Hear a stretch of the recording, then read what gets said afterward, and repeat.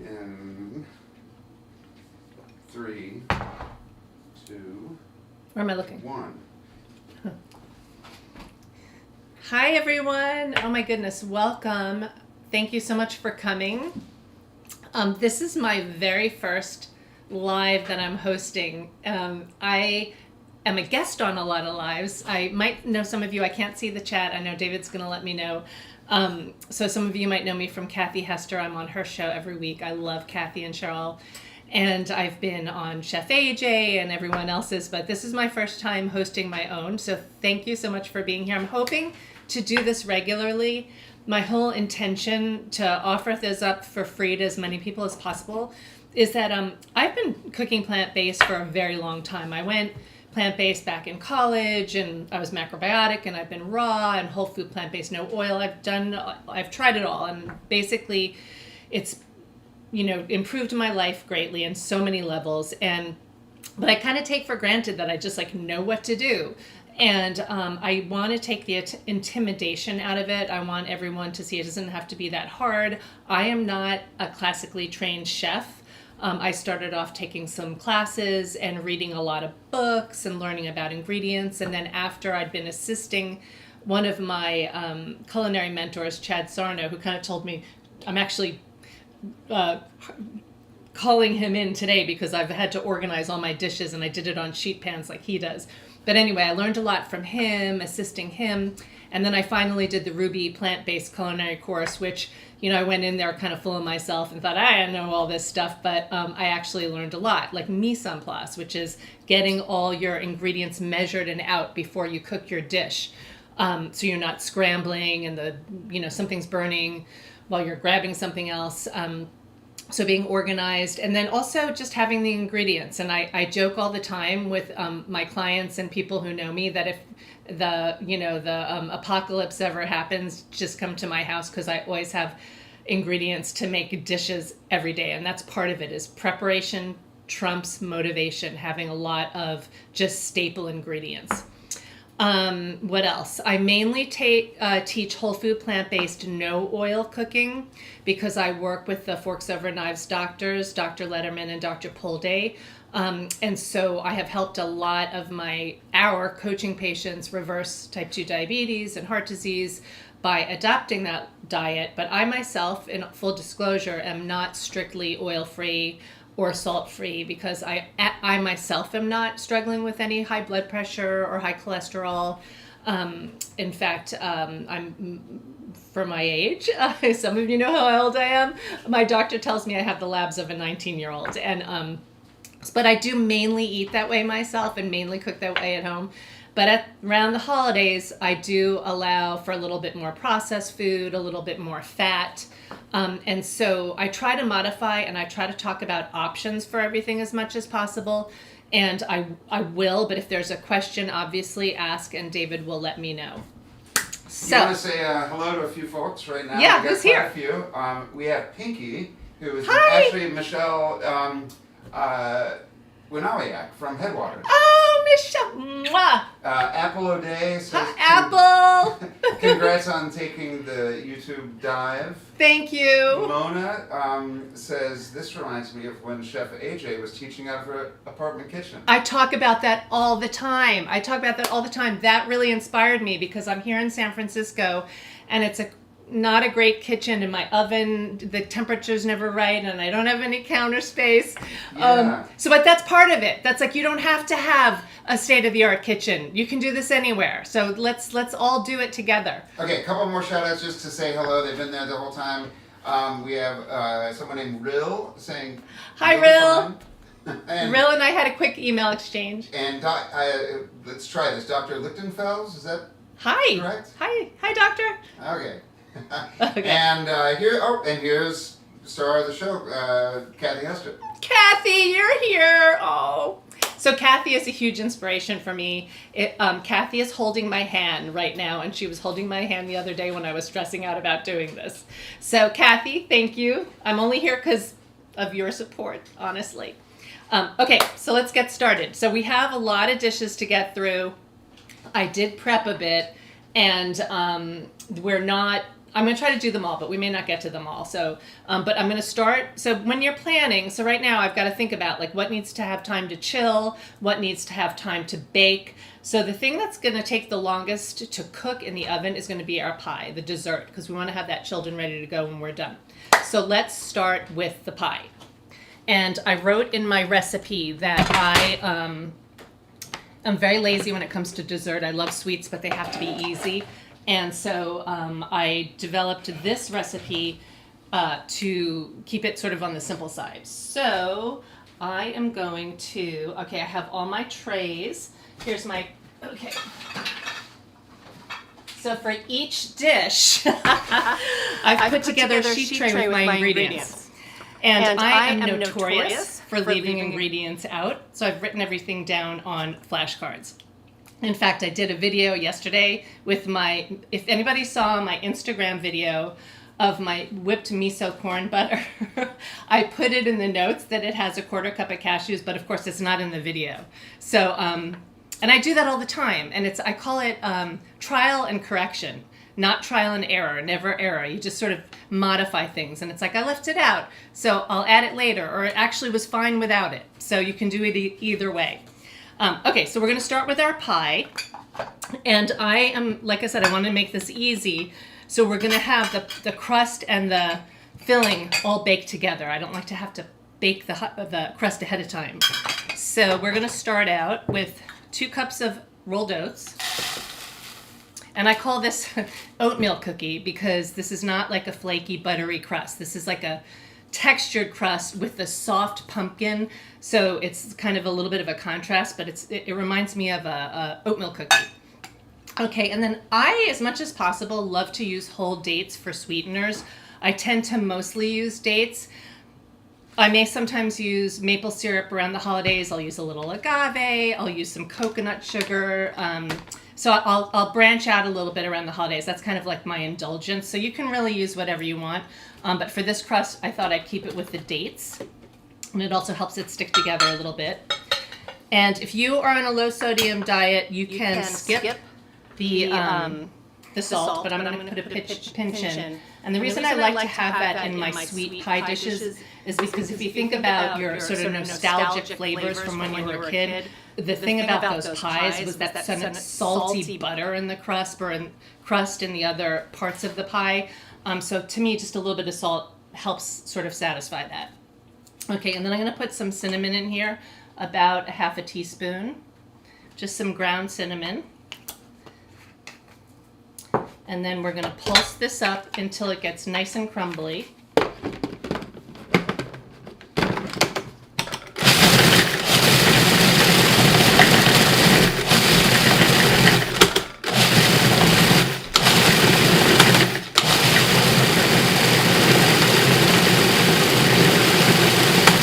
Okay, so for my fat, instead of butter or refined oil, I'm going to use some almond butter. So nut butters, they're still high fat, but they're not processed like a processed oil, and obviously not dairy. So I'm going to use some almond butter.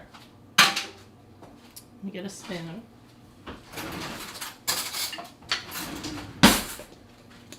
So this is the end of my jar, but it's about a third of a cup, and you've got hopefully you have the recipes there. Is anybody cooking along?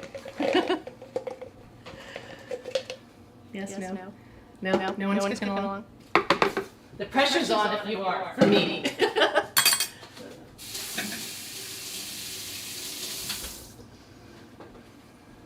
Right, and then I'm going to get, I use almond milk, unsweetened almond milk, I use unsweetened soy milk, I use all kinds of different milks. If I run out of milk, I make almond milk, it's super easy. But I'm going to use some soy milk. I find soy milk to be a little bit richer, so sometimes when I'm making richer dishes, if I have it, I'll use it instead.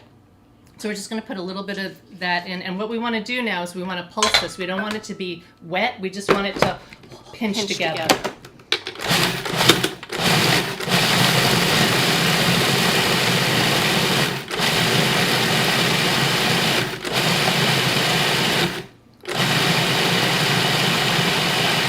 So it's going to be a little crumbly, but you want it to hold together a little bit. So I'd say In the recipe, it says 2 to 4 teaspoonfuls. That's about right.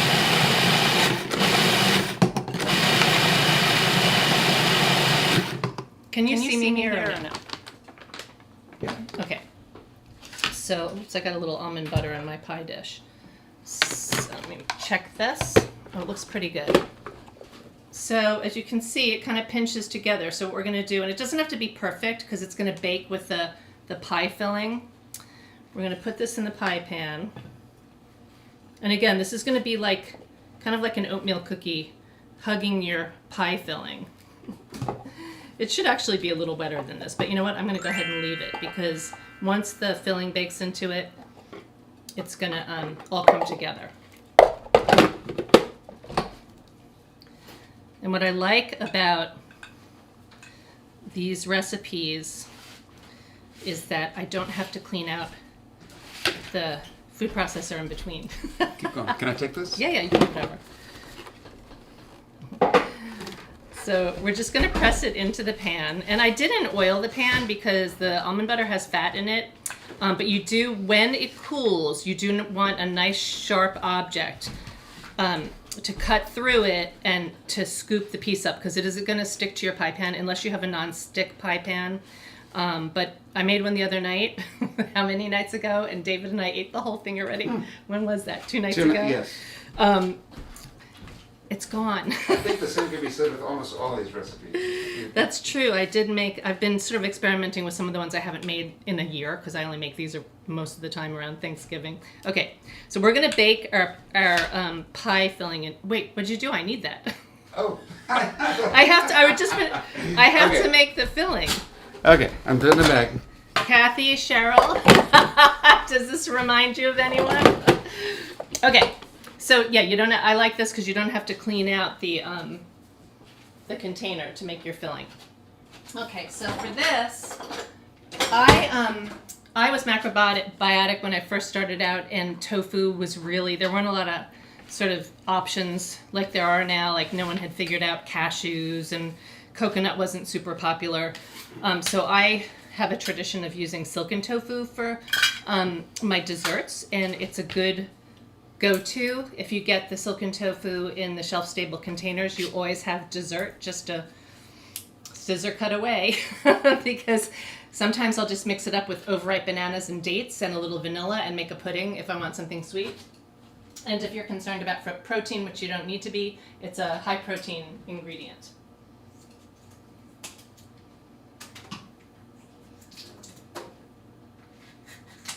Okay, so they're going to have a little bit of water in them, not a lot, but you want to drain that water out. Can you see me? Mm-hmm. Okay.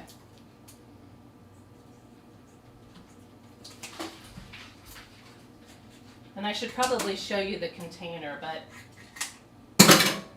the Morinu, which is the one I'm using, Morinu, there's all different ones. There's yellow containers. You want to get firm or extra firm. The soft is more like egg. So that's good for more like a quiche or something that you don't want as much texture with.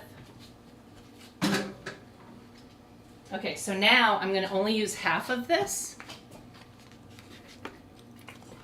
And I'm going to save the other half because we're going to make a little whipped cream with some other ingredients. Okay. So in this container, I have some cashews and this little tiny can of coconut milk. I live near these Asian markets, and it's great because I never use a whole can of coconut milk. I usually use a tablespoon of 2 for recipes, and they've got these tiny cans. And I'm going to put the rest of the tofu in here. So we're going to make a whipped cream with this after. So that's a half. I always hate when you make a dish and there's like a half a container of tofu. Now what am I supposed to do with that? So this is what we're doing with it. Okay, forgot my pumpkin. Oops.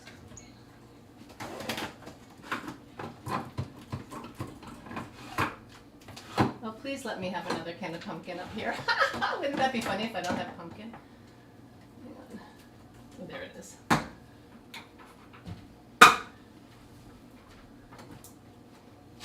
I took everything out but the main ingredient, the pumpkin.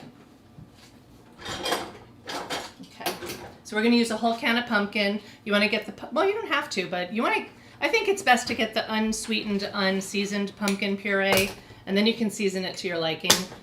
I think the ones that are seasoned typically probably have sugar in them, and also I don't like a lot of clove, and I put that in the recipe. Like, I'll put a pinch of clove. I love cinnamon. I love cardamom.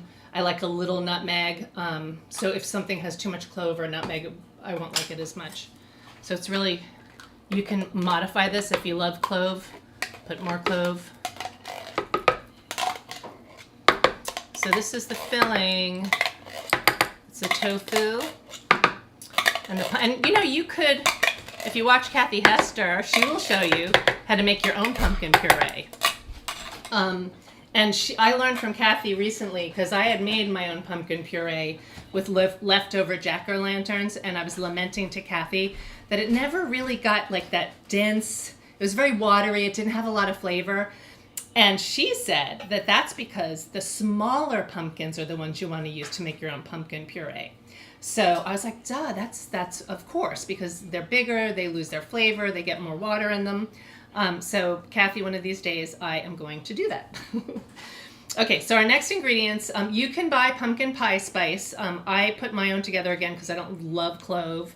And this has in it some cinnamon, it's got some nutmeg, it's got a little bit of clove, and I also put my, it's organic cornstarch. You could use arrowroot if you'd like. And I already mixed it up. And then, let's see. And then we've got to add our, our sweetener. Okay, so I'm gonna use maple syrup. So about 2/3 of a cup. So this is not gonna be a super sweet pie. And I know there's a little controversy around agave. If I wanted this sweeter, I would actually add a little agave to it because it is sweeter. But I'm gonna add a little, I have date sugar, but I want it to be just a little sweeter, so I'm gonna add a little coconut sugar, but date sugar would be fine.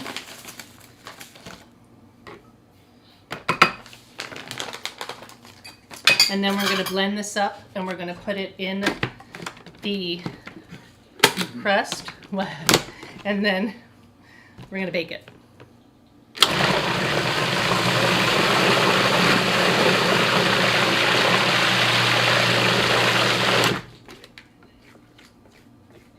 Any questions so far? It's pretty easy, huh?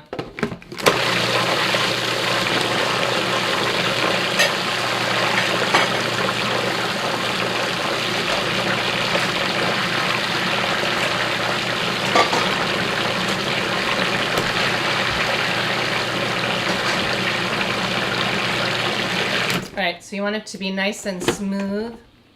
That looks good. You know, I could have gotten this crust a little more wet, but it'll be good. Like this. Okay, I'm going to put it in here. Just pour it in, smooth it around. And it smells like the holidays. It does, and Lisa, you've got almost 25 folks watching right now. Welcome. Very, very active comment chat section. Oh, great. Any tips? Any questions? No, people are looking for the recipes, and so I'll put the link in the chat. Okay. All right. So there's our, that looks pretty good. You know, honestly, I make a lot of desserts with the silken tofu because it makes a great pudding, and I don't even cook it. It's already cooked, so like if you put melted chocolate chips in it and chill it, it's like the most fantastic mousse, but we're gonna bake this one. Okay, so I'm gonna put this in. I've got my untrustworthy oven at 350. And we're gonna get that going. Timer. Whoops, uh-oh.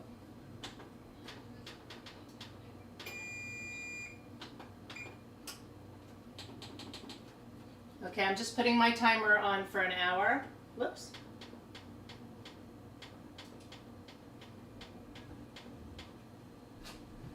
And Kathy, if you're there, I don't know if you can see what came today. It's my Breville air fryer. Quick question. Yes. Pinky is asking, also Michelle, is asking if there's any substitution for tofu.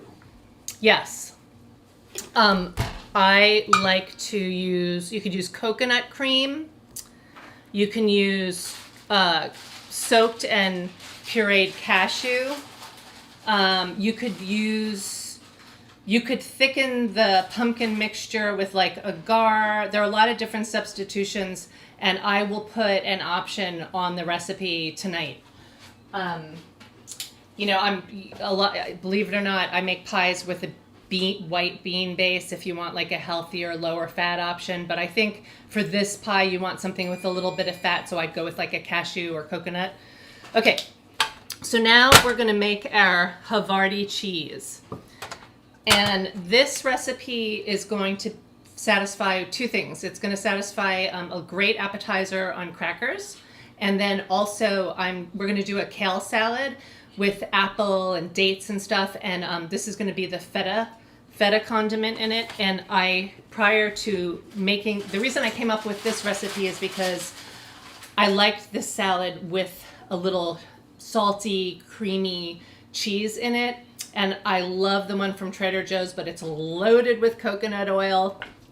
And even though it's just a little condiment, I try to keep the oil to a minimum. So I came up with this recipe, which has no oil.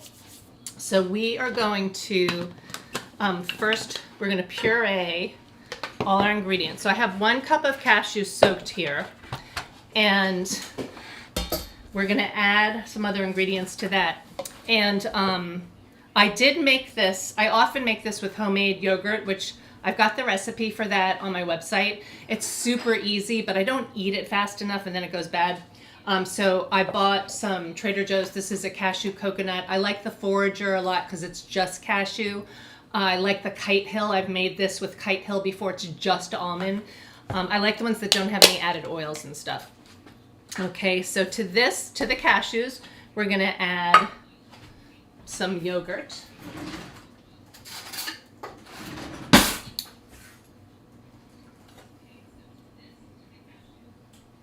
How come I'm hearing myself? Hey. Okay, so a cup of soaked cashews, a cup of yogurt. And again, Forager is just cashew, Kite Hill is just almond. Trader Joe's is cashew and coconut.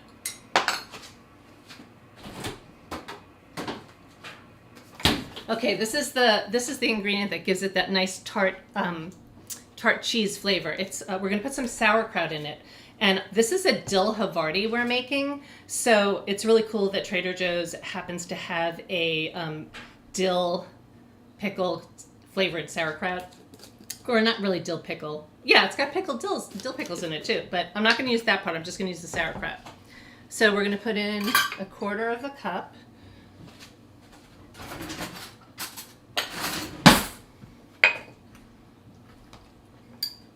Ooh, it stinks. It's the sauerkraut. All right, so 1/4 cup of sauerkraut is going to go in there.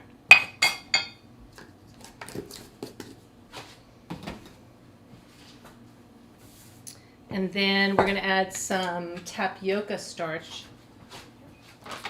So tapioca flour is very popular in plant-based cheeses. Like I make a mozzarella, and I'm sure some of you do too. This gives it the sort of ooey, gooey cheese texture. And we're going to put 2 tablespoons.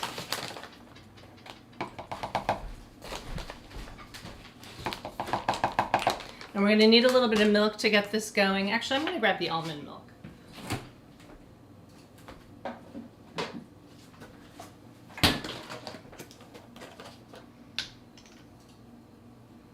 So we're going to put about 3 tablespoons of almond milk.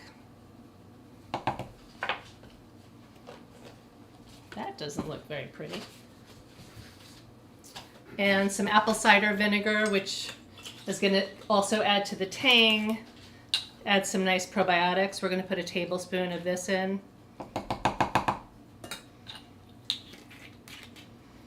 And again, if you are on a low sodium diet, you can skip the salt. You're going to have a little bit of salt from the sauerkraut anyway, but I'm going to put about a half a teaspoon in. And then some garlic. Where are my teaspoon? Where are my measuring spoons? Is that what just fell on the floor? Yes. And a half a teaspoon of garlic.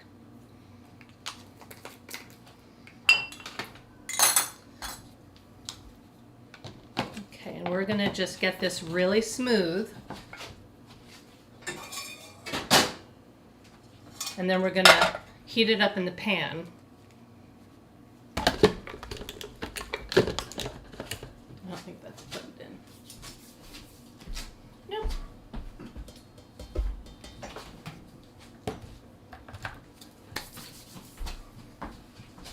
I did that on live morning TV once. I went to, do you remember that? When in Austin, and I went to make something and I didn't know that the food processor wasn't plugged in, and I went to turn it on and it didn't turn on, and I was like, and ended up, I had already prepped the dish, so.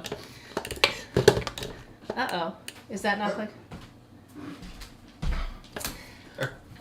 The joys of live television. Is this television?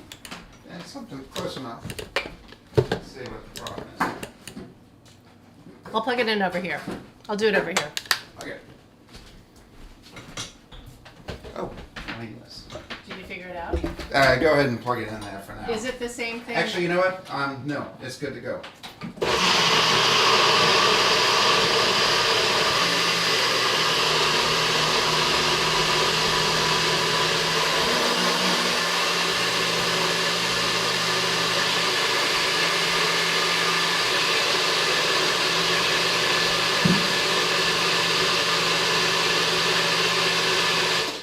Okay, so this should be nice and smooth. It's good for later. Okay. Is it working now? It is. Okay. So I'm going to now heat it up in here. And what I did before when I was prepping is I chopped up a bunch of fresh dill and chives. And then I'm using my other one of these. I'm probably going to need another dish, but I put some in the bottom of this dish so that when I pour the cheese in and it chills and then we take it out, it'll look really pretty on top. So we're going to go ahead and pour this in here and we're going to heat it up so it gets nice and gooey. Where did I put my, I keep losing things. Where did I put my spatula? Oh, there it is.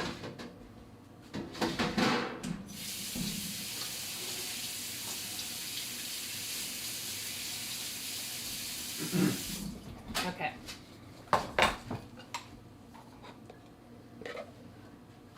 So you can see it's a nice, smooth, creamy texture. You know, it helps to soak and drain the cashews. If you have a high-speed blender, there are plenty of times when I've made this one and I didn't. You just have to blend it a little bit longer. Okay, so we're gonna get this going.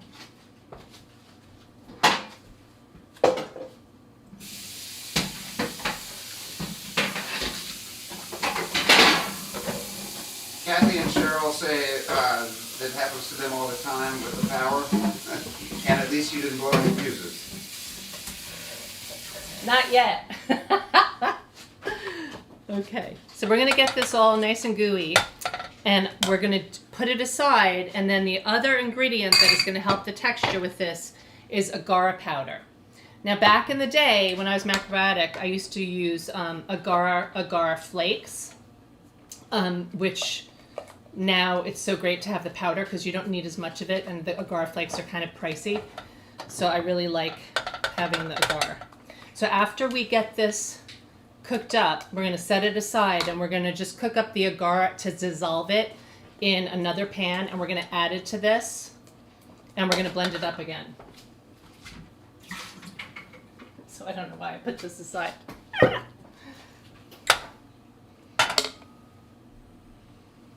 And this cheese tastes so good. It's really, really good on crackers with sliced apple.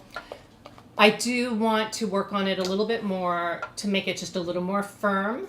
So for the salad, it's a little on the soft side. It's great as an appetizer. It tastes great in the salad, but it's not super firm in the salad. It's almost like, I don't know, like a goat cheese texture.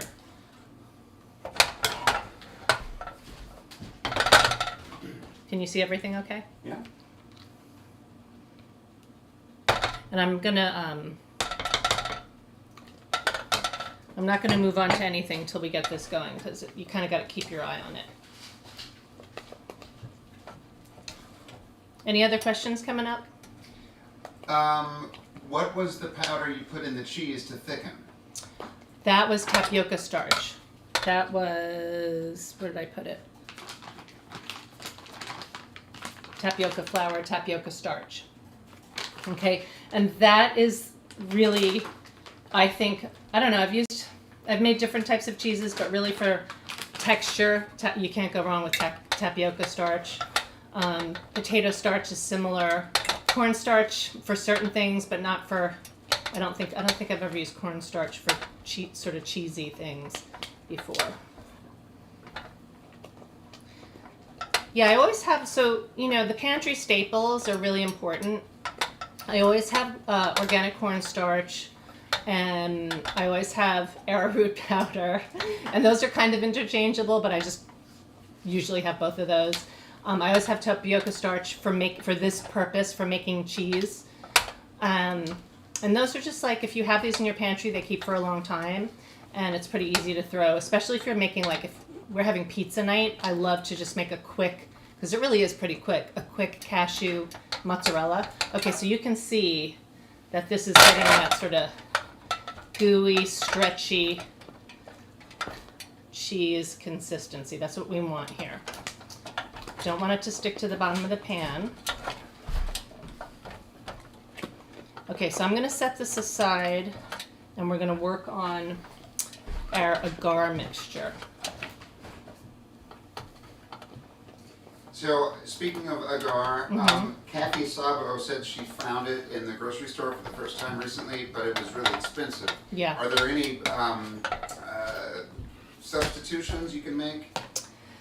Well, the thing is, was it the powder or the flakes? Not sure. We'll see if she... Okay, because the powder is pricey when you first get the container. Like this from Vitacost, I don't know, it was probably like $11 maybe, something like that. But it lasts a long time because you don't need as much of it. With the flakes, like a bar of it is really expensive, and you need like 2 bars. So for the price of 1 jar, you have to, it works out.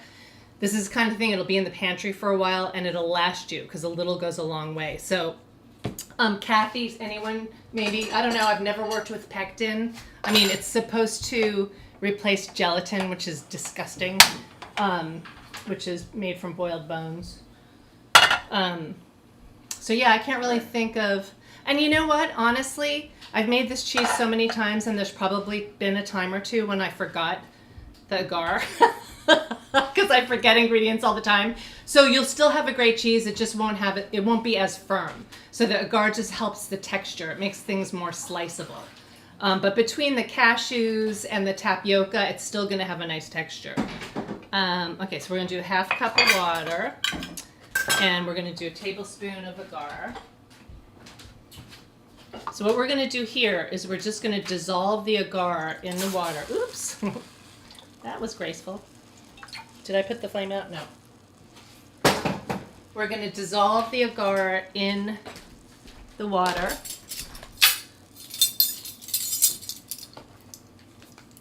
And we're going to cook it until it looks like applesauce, basically. So we've got a tablespoon, that's a 1/4 cup of, 1/2 cup of water, and a tablespoon plus a teaspoon of the agar.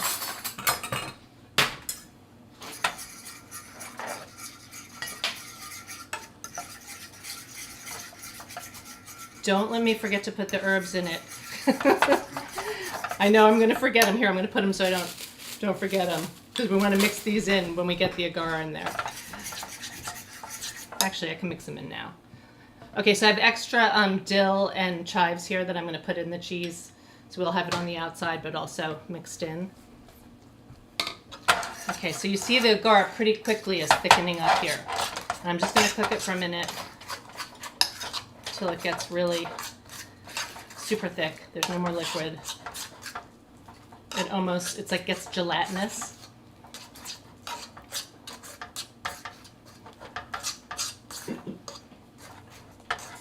Can you see that, David? Yep. Okay.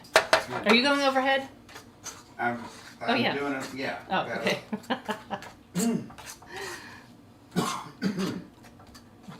Okay, so this is, well, it's almost there. I'll give it a few more seconds.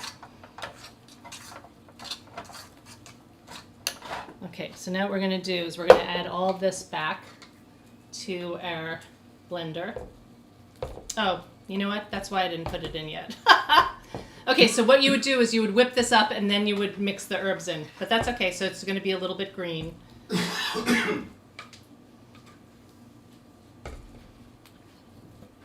I've got to practice my mindfulness right now. Okay.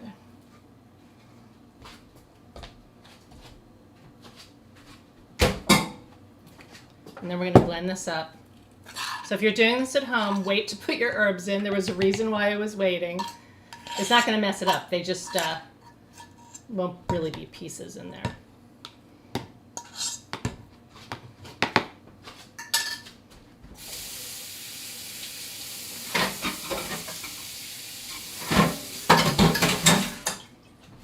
Okay, and then you want to blend this all up again. Why is everything so messy? And then once this is chilling, we'll start cooking some of the other stuff.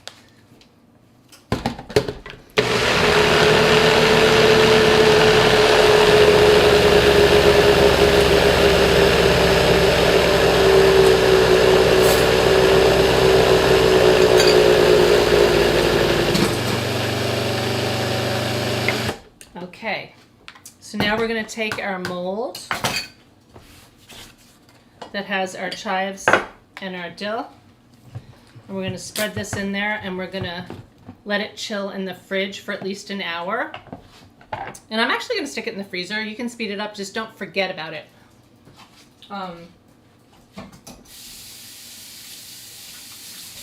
You don't want frozen cheese. So if you put it in the freezer, just take it out after like set a timer for 20 minutes. Oh my gosh, it tastes so good, you guys. I wish you could taste it. This is the only thing I don't like about teaching online, is that I don't get to share the food with you all. And I like to feed people. So if you're in the Bay Area, be on the lookout. I'm going to start giving in-person classes. I'm going to do some small, kind of intimate ones here in the apartment. Just like half a dozen people. And then hopefully I'll find a community center space. By the way, lots of people in the chat are talking about how they love that you're cooking in this kitchen. Mm-hmm. That it reminds them of kitchens that they either have now or they used to have. I think they're lovingly calling it not a very great kitchen. Thank you for that. Yeah. Well, and that's the thing. Like, do you have to have a state-of-the-art kitchen to make any of this food? The answer is no. That's why it's really important to me to share this with y'all. Okay, so we're going to let this chill without a cover on it. I'm going to actually... No, I'll put it in the fridge. I don't trust myself. Okay. So the next thing we're going to do... and by the way, yes, this kitchen... I've never had my dream kitchen. Wow. I've always had galley kitchens and small kitchens, and but you make it work. One day, who knows, maybe I'll have my dream kitchen. It's funny because we moved to San Francisco about a year ago, and right after I remodeled my little kitchen in Austin, and then we moved, so I didn't get to enjoy it for very long. It's still a small kitchen, but it's a really pretty kitchen. Okay, so what I'm going to do next is we're going to get our Ode to Cornelius roast together. So I know that if you're gluten intolerant or can't eat wheat, that this isn't going to be the dish for you. I have a ton of dishes that don't. For this class, I wanted to have one like that. This roast is really yummy, and it's a fun leftover. It's got wheat gluten in it, which is the protein from wheat that's been in like Buddhist traditions used as wheat meat, a meat substitute for thousands of years. I personally think that the reason why there's so much gluten intolerance now has more to do with like pesticides and glyphosates and the way the wheat is raised now. But regardless, if you can't, just skip over this one. Everything else you can do gluten-free if it's not already. And I'm going to do another class before the end of the year, at least one, maybe more, where we'll do like shepherd's pie and some other dishes that just naturally don't have any gluten in them. But for today, this is going to be our one sort of like meat analog.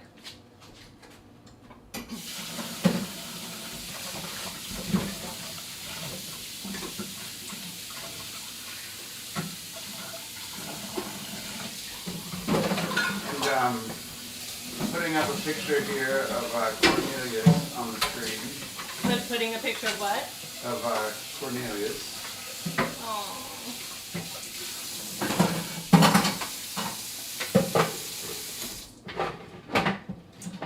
One thing I want to say is this, I want my classes, I want everyone to feel welcome to come to my class. You don't have to be vegan. You don't have to be whole food plant-based. You don't have to be oil-free.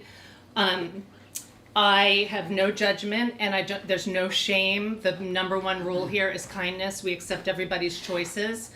But I personally, like I love Cornelius, but I was just thinking back when I was a kid, I didn't care about the turkey that was on the table at the holidays. You know, my mom made turkey and she made ham, but to me it was all about her stuffing and the mashed potatoes and the cranberry sauce and the gravy. And but after I hung out with turkeys at Farm Sanctuary, it blew my mind. I was like, I could never eat another turkey again. That's just me personally, you know, that's not a judgment. It's just that like I make that association with the ones that I hung out with and I cuddled with. But if that's your choice to have turkey once in a while, or when you do, that's fine. There's no judgment whatsoever. I think for me, what's the most important thing is I think there were a lot of people like me who didn't really care about this turkey at the holiday time, but it's a go-to. It's like just a conditioned, like that's what we do, you know, but it's not what we have to do. Especially if we don't particularly like it. Let's find other things. Let's have lasagna. Let's have pizza for holidays. Let's celebrate with food we enjoy. So that's my rant about turkey. Okay, where is my blade?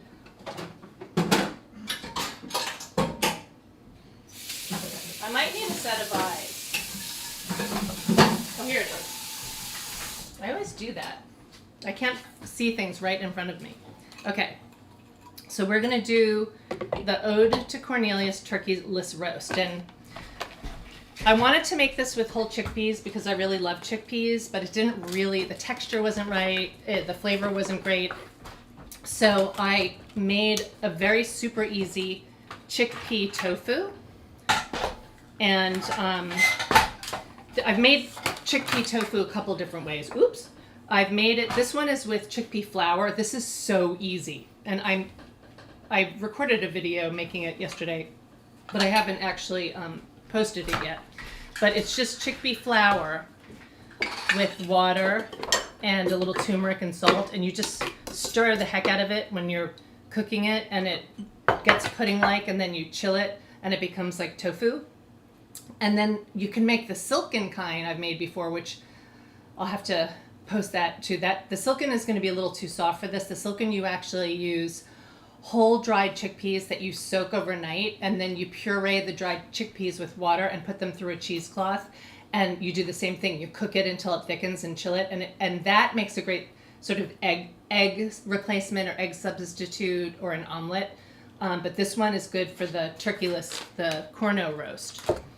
Okay, so here's my card for the roast.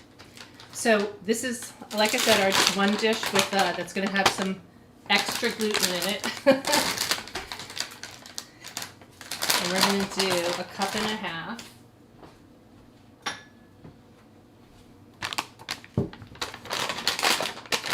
And if you're making the gluten dishes, warning that when you go to wash the dishes, the water reacts with it and it gets like, you get these stringy little balls of things on your sponge. So just be warned, you'll want a fresh sponge. So we're going to do 1.5 cups.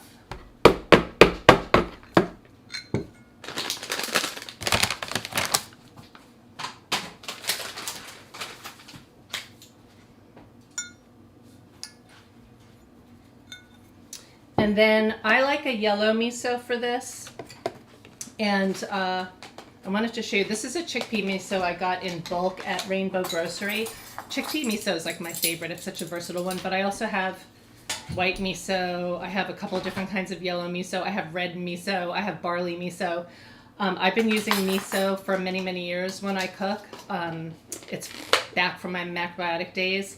But they're really different. Misos serve different purposes. Like the white miso is a little more sweet, so you can do sweeter dishes or like desserts with it.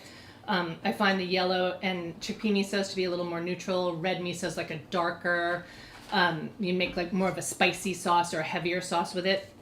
But if you can't find chickpea miso, because I find it's a little more difficult these days, you can just find like a yellow miso. And this one's really good. This is a low sodium one. This I've seen in a lot of markets. Okay, so next we've got our nooch. So we're going to put 3 tablespoons of nutritional yeast in here.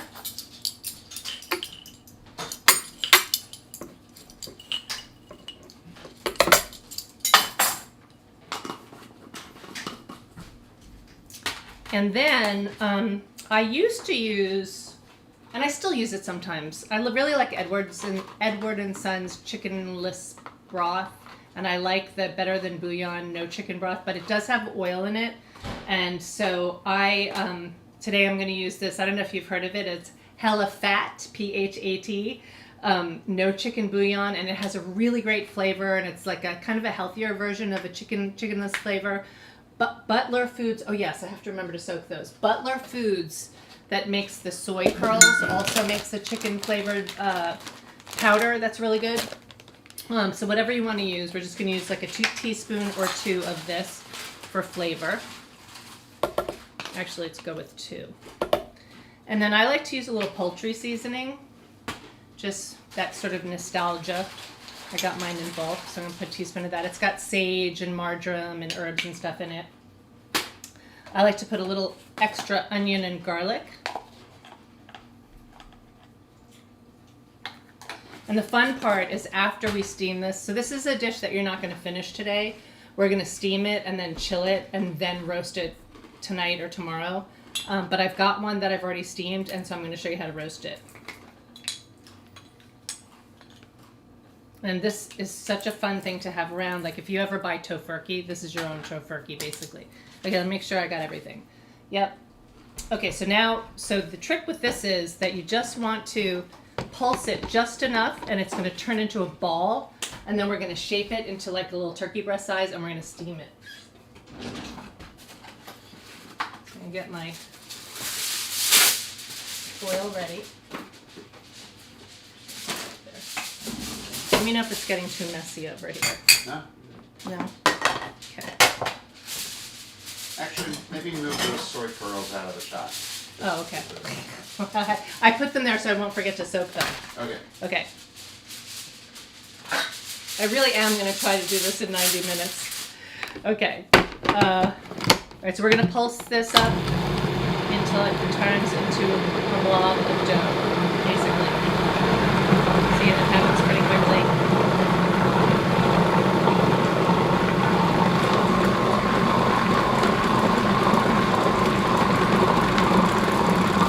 You know what? I think I'm a little light on the. It should have balled up already. I think I'm a little light on the gluten flour. That's the thing. If you're using your homemade chickpea tofu, it's going to be a little more wet, so you may need to add just a little more flour to it. This is a trial and correction.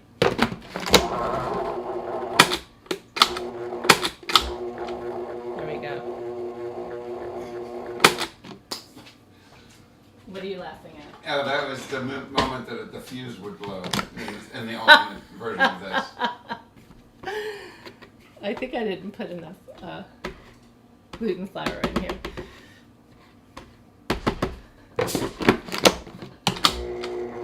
I think it's all stuck to the blade. All right. That's good enough. Okay. It's a little wetter than usual, but that's okay. Oh, it's really sticky. Hang on. Trial and correction. It shouldn't be this sticky. It might be that batch of tofu I made.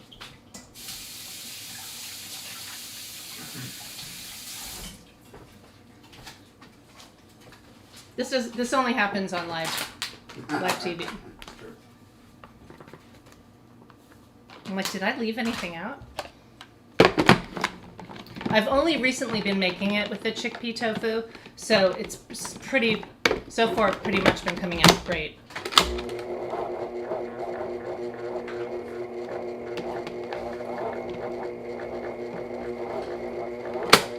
Well, it's still not balling up the way I want it to. All right, I've got one ready to go. But it's fine. Okay, we just as long as, oh no, that's better. So we want to make a ball of dough out of it, basically.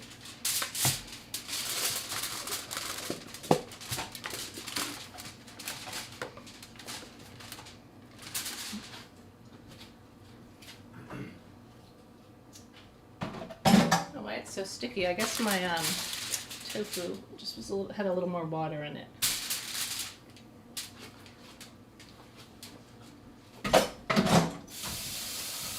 Okay, so we're going to form this into a ball, and we're going to wrap it in the foil, and we're going to steam it, and it's going to puff up in the foil.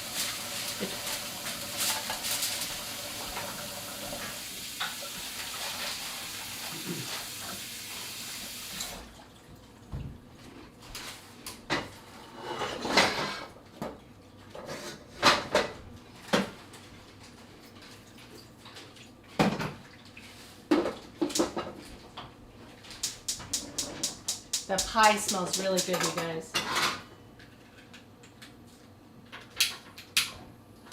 Okay, I'm going to get my pan. I have a bamboo steamer over here. I'm going to move it over here so you can see.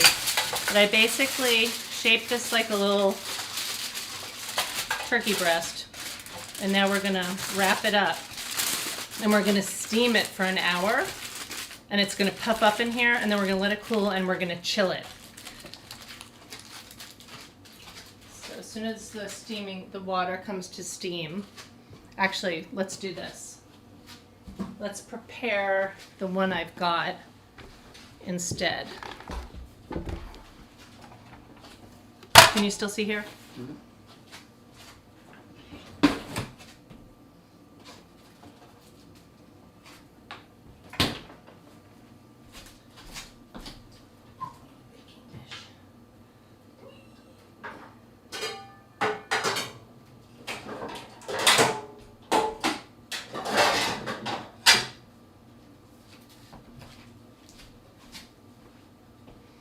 Okay, so I steamed one and chilled this one earlier. And this is what it looks like. Okay, so it's our little turkeyless breast. And now what we're going to do is we're going to make a crispy outer part. So you need to get these at an Asian market. Whole Foods has them too. I don't think Trader Joe's does, but these are rice paper wrappers that you make spring rolls out of.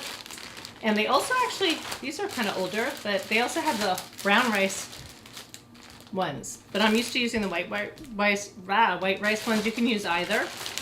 And what we're going to do is we're just going to wet it, and then we're going to baste this, and we're going to bake it. And do you want to explain what it's trying to emulate, like the effect that it has? I did think about that. So you are trying to make a crispy skin. I said a crispy coating, but sometimes vegans get offended when you're trying to mimic meat. But the truth is that a lot of people stop eating meat and still like the flavor of it and the texture of it. So they're just not eating it for health reasons, or they're not eating it for ethical reasons, but they still enjoy it, and they'd have it if it weren't for those things. So, all right, so you're just going to wet this.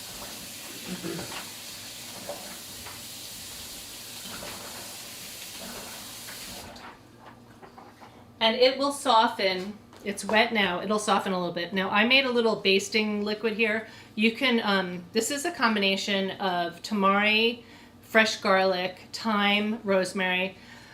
Avert your ears if you're oil-free. I put a little olive oil in here. You don't have to. You can use vegetable broth. And I actually got a chickenless vegetable broth. Imagine makes one. But, there's no fat really in this. So for me, because I don't have any issues, I allow myself to have this little bit of oil on special occasions. So we're going to use the rice paper on top, and then we're going to baste that. So I basted the little roast that we made. So we're fast forwarded here to after steaming and chilling it. And we're going to baste it, and it's going to continue to soften. And then I like to use my hands to like really get it around there. Look at that. And when it bakes and roasts, I've actually got a finished one somewhere. Where is it? It's over there. Okay, so we've had a lot of these around recently. I wanted to try them with all different kinds of tofu, and I saw this fava bean tofu the other day when I was at the store, so I made one with fava bean tofu. It was fantastic. My favorite so far, texture-wise, is the chickpea tofu. This is one that I made that I forgot an ingredient, but it's still good. So I forgot the nutritional yeast in this one. But you can see it's like crispy, and we're going to slice it up. I'll slice it so everyone can see. And that's not even done correctly. This one's done correctly. I like to get lots of garlic. So we're going to, when we're ready to bake this, which we're not quite yet because I got to get the pie done, we're going to bake it, and then we're going to baste it again and bake it. And it only takes about 30 minutes to bake, maybe 35.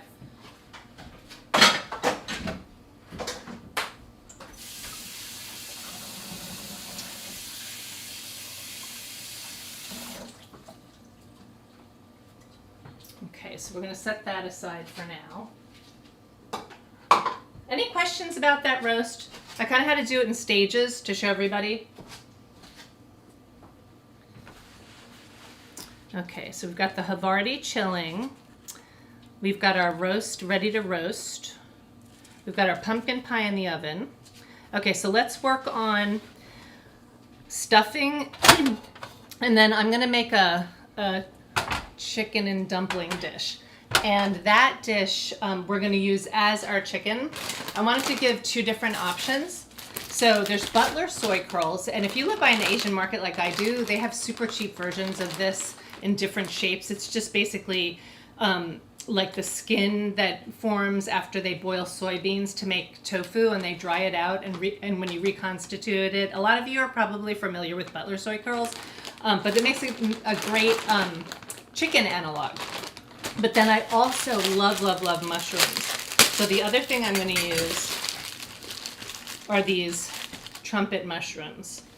And these make a great chicken or pork substitute when you shred them with a fork, and I'm going to show you how.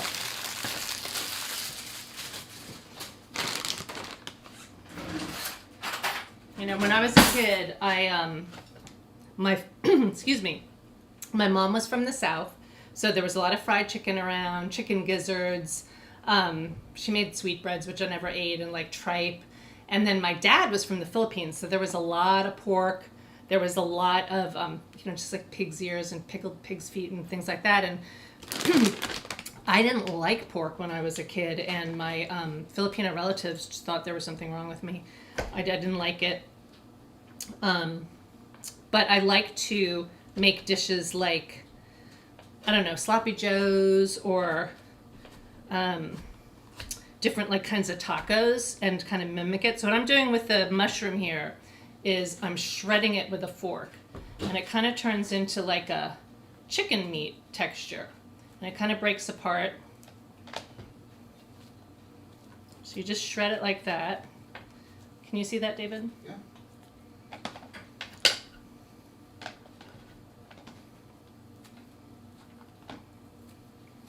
And we're going to use this, we're going to saute it as our chicken substitute, and then I'm also going to rehydrate. With the soy curls, you need to rehydrate them. So what I'm going to do is I'm going to rehydrate them. They don't take long, with some hot water, but I'm going to put in some seasoning because they really, like tofu, they'll soak up whatever you marinate them in.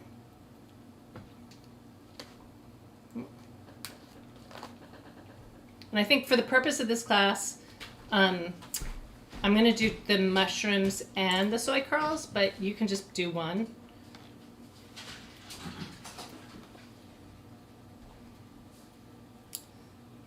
Okay. And trumpet mushrooms have been showing up at Trader Joe's, believe it or not. I'm used to not seeing them there. I'm lucky that we live by the Asian market where they have them all the time, and they're not super expensive. The farmer's market has them. They're a little pricey. But yeah, Trader Joe's has had them recently. So look at that. It does look like chicken, doesn't it? It's so strange. Okay, so let's. Debbie points out that this also makes a great crab cake. Yes. Yes. Thank you. I also, yeah, because what have I used for crab cakes in the past? I used hearts of palm.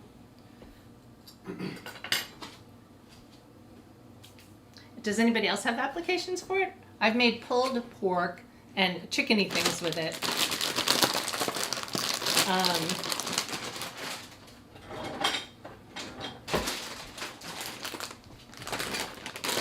Okay, I'm going to rehydrate some soy curls. And I'm going to put in some of my chickeny flavored seasoning. I'm not going to do the whole package because I'm going to do the mushroom. I'm going to do them together.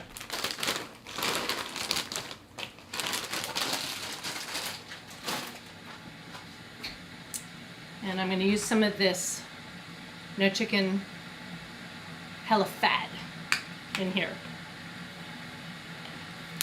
And that'll help infuse the flavor into the soy curls.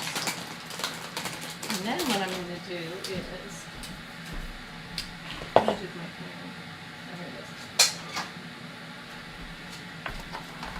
is. So I'm going to cook up the mushrooms a little bit and put them aside and then continue on with the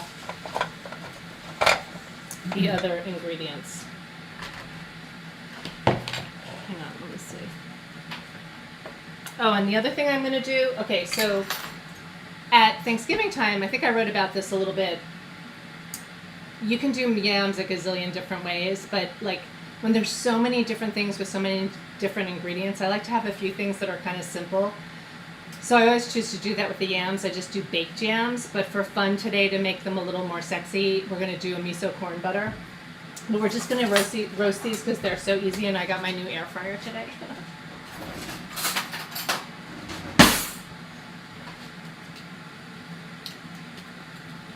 So you want to poke your holes in them in case you don't know how to do this. They will explode if they don't have some holes poked in them.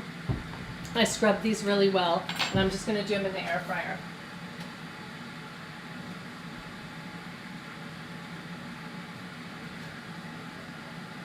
It's so weird. You can only see this if you're standing off to the side. Air fry. 400.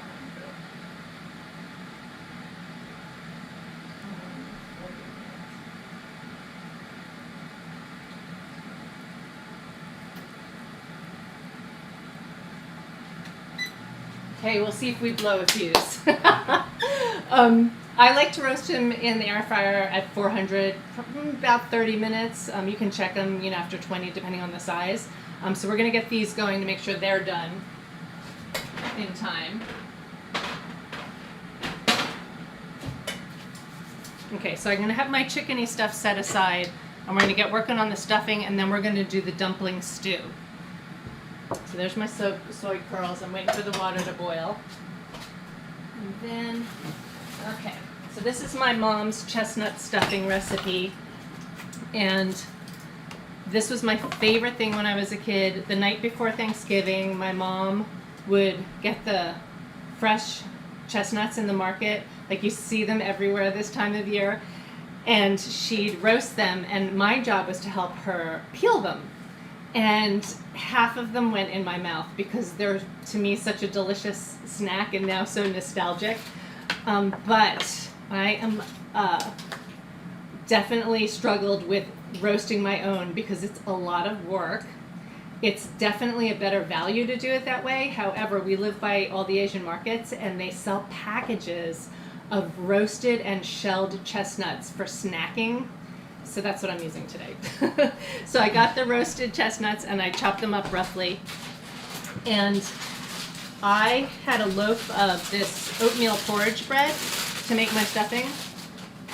So basically I cubed it up, and I remember my mom doing this too. And I've just had it on a cookie sheet covered in foil to dry out for a couple of days.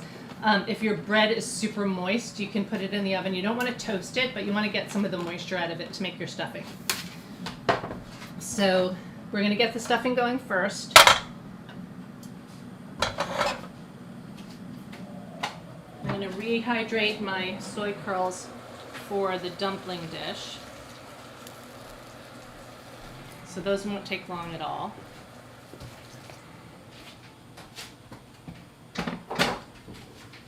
Okay, so I'm going to get my heat going. I prepped my veggies for the stuffing.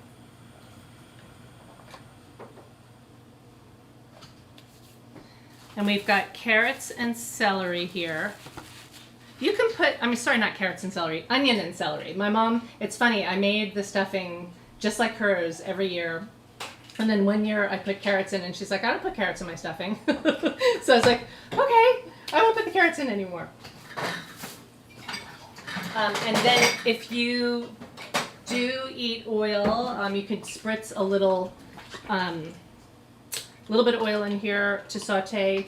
You don't need to if you're oil free. We're just going to go ahead and put the onions and the celery in, and we're going to get those going. And if they start to stick, I got this no chicken broth.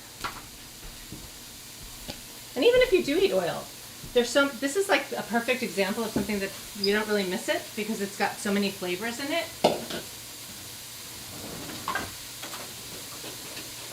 And it's not that it's bad for you, but for those of us who are trying to cut back the calories for health reasons, or we're trying to reverse or prevent heart disease, then it's good to cut back on it.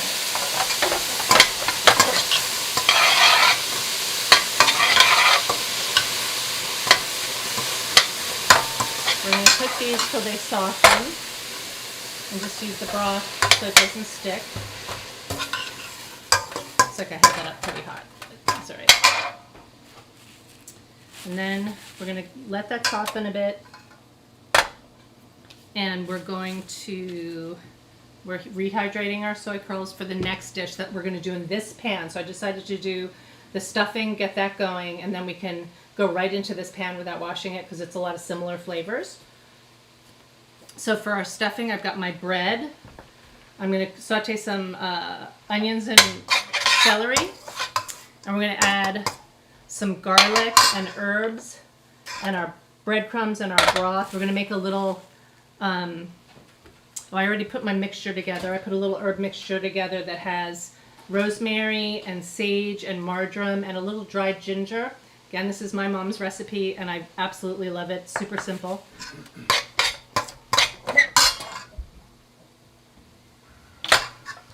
I'm still getting used to this cooktop here.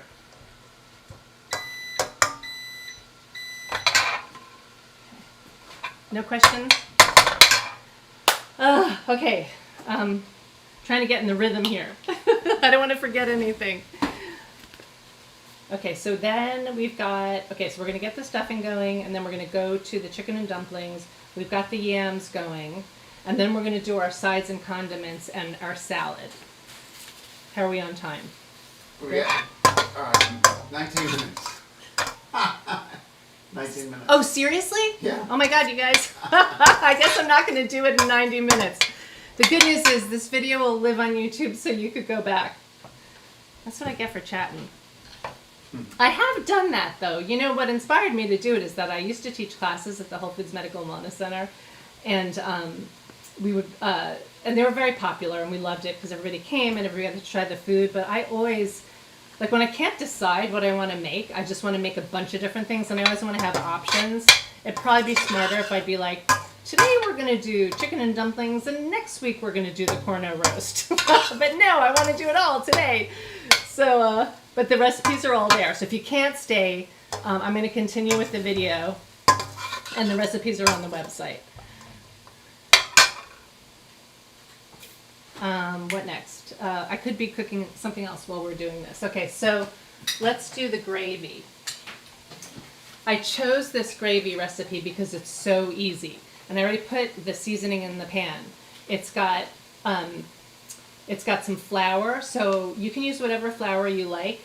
I really love this einkorn flour that I've been getting. I've also got like a white whole wheat. I've got every flour imaginable. I've got whole wheat, I've got oat flour, I've got brown rice flour. Whatever your favorite flour it is, it doesn't matter. We're just going to use it for the gravy, and then when we make the chicken and dumplings, we're going to use it as a roux, where we'll toast it, and it'll help thicken the chicken and dumplings.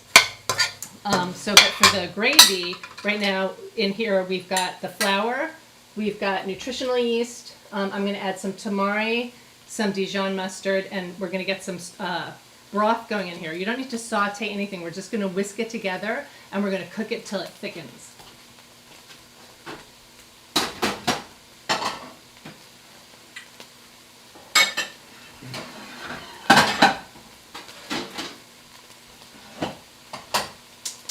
Apple O'Day says she's here for the long haul. She's had dinner, walked the dog, and is Oh my gosh, I love it. sitting in the room. Okay, so I've got my pan going with my my gravy ingredients. Again, it's some flour, a quarter of a cup. There's 3 tablespoons of noosh, a teaspoon of onion, and then I'm going to add some tamari and some Dijon mustard.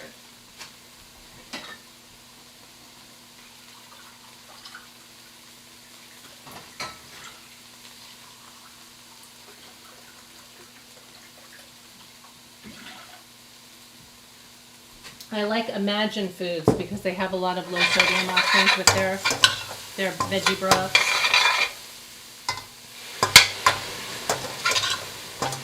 And then one of my favorite, and some of you may already use it.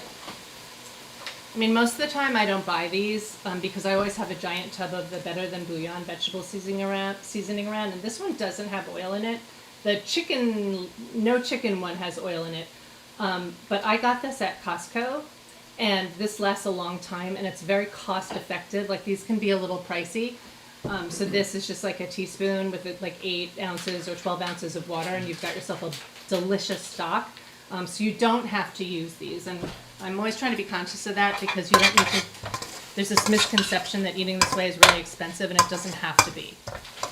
And if you go to Kathy Hester's live, she will show you how to make your own bouillon, which I should really do. But she has great recipes for making your own. Okay, so we've got the celery going. So we're still working on, right now we're working on our stuffing. We've got the gravy going. I'm going to whisk it.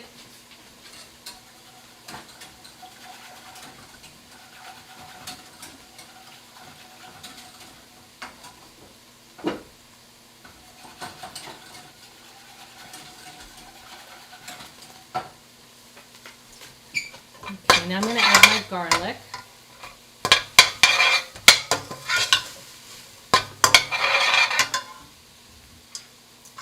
Oh, this smells so good. So we just want to get the garlic going about a minute until it gets fragrant, cooks a little bit, mixes in with everything.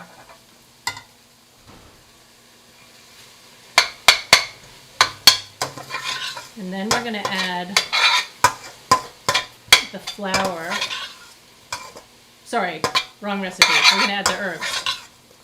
And we're going to add the bread and the stock. And then we're going to bake this in the oven to get our stuffing going. And then we're going to make our roux. Like, what recipe am I doing right now? This is the stuffing. Okay, so here's my thyme, my sage, my marjoram, a little bit of ginger. Smells like the holidays.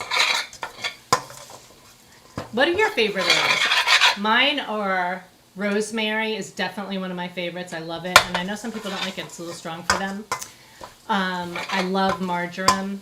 At our house in Austin, I had giant tubs of marjoram growing. They just grow wild like weeds.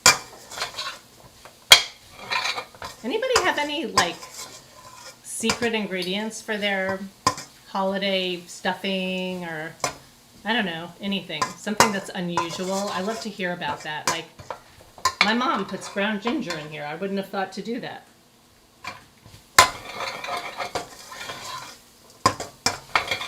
Okay, so now what I'm going to do is I'm going to put my bread in.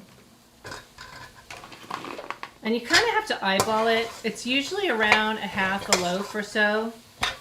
And going to put some broth in just to wet it. So you don't want this to get soggy. You just want your bread to absorb the flavors of the spices and your broth. So you're probably going to go with about, I don't know, 2 to 4 cups. I've got kind of a lot of bread here. I got to see what my baking dish looks like. Gotta make sure it's going to fit. Okay, so I'm not going to use all my bread. If you're feeding a big crowd like my mom always did, then you're going to want to use a whole loaf, maybe more of bread, and then go with a little bit more of the other ingredients, like maybe an extra celery, a little more onion.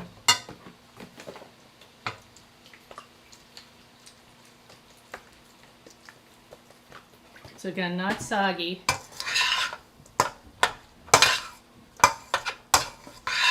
God, the time flew by.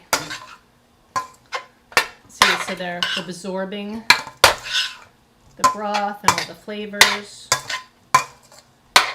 And then I'm going to add my chestnuts. This is the key ingredient for me, these right here.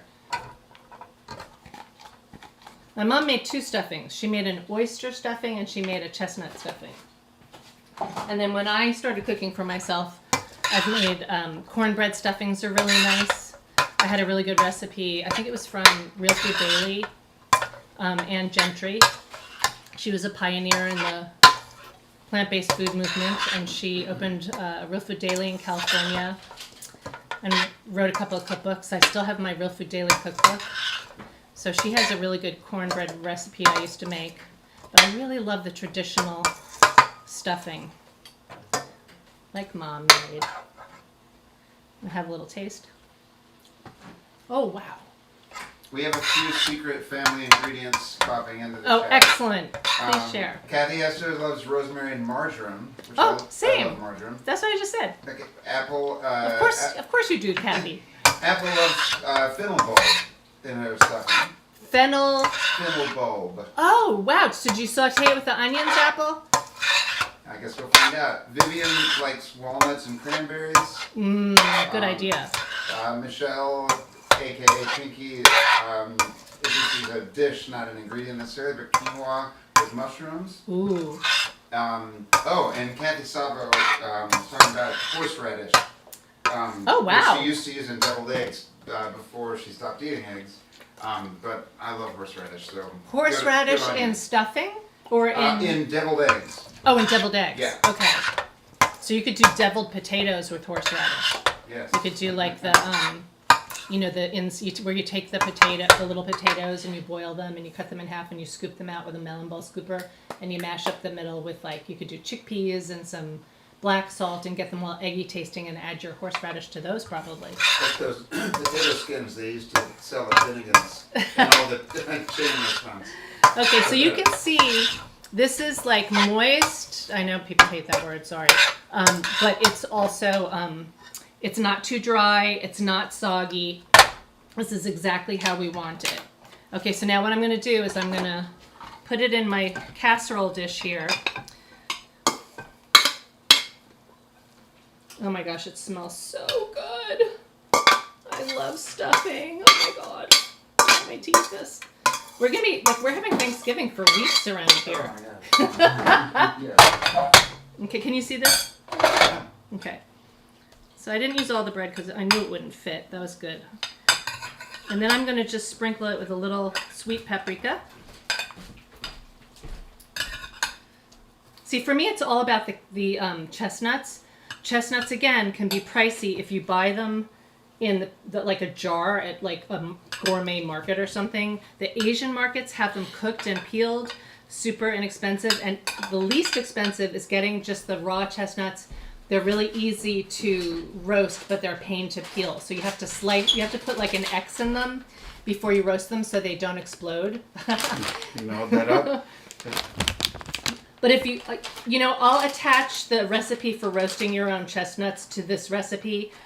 You roast them at about 425 for like 20 minutes, but you've got to put a slit on the skins, which are really hard, so they don't explode. And then when you take them out of the oven, you wrap them up in a towel so that the steam helps the skin release from the meat. And then you have to peel them. And forgot about my.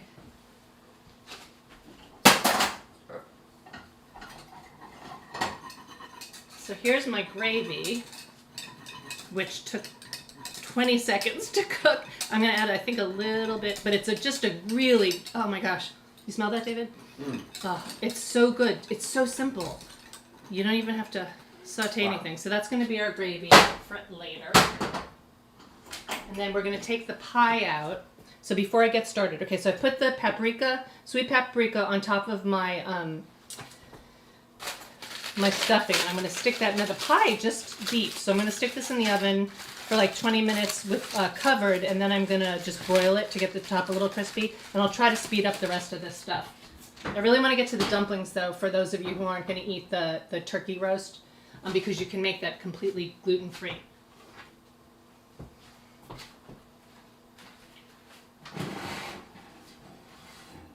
Okay, here's our pie, and we're going to make some mapled pecans and some date cream to garnish it with, but we're going to let it cool for now. And we're going to go ahead and I'm going to amp up the heat to 375, and I'm going to get this going.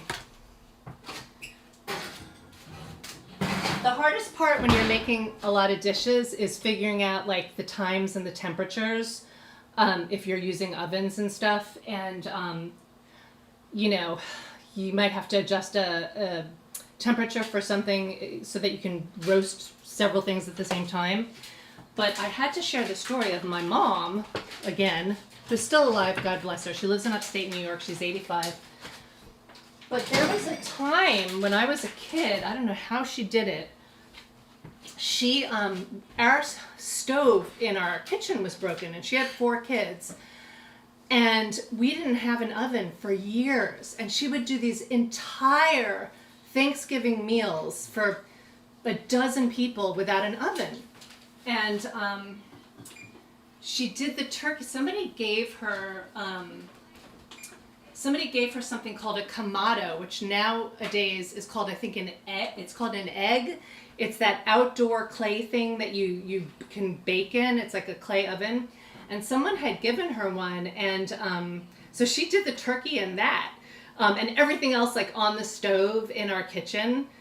She must have done the stuffing in that too. I don't know how she did it, but for years we didn't have a working oven because she had 4 kids and she was sort of a single mom, and we didn't have a lot of money. And so I thought about that. I'm like, how did she do that? But she was resourceful and did a lot of stuff on the stove. So that's another reason why I wanted to do these other dishes, these stovetop dishes. Okay, so we've got our stuffing in the oven. We've got our pie cooling. We've got the gravy done. We've got our yams baking, our cheese chilling. We're almost to the finish line here. So we're going to go ahead and get our dumpling recipe going. So I'm going to move this here. Oh, that's why who forgot the Dijon mustard and the tamari and the gravy? See, but it's not too late. I told you, I always forget something. It's so funny.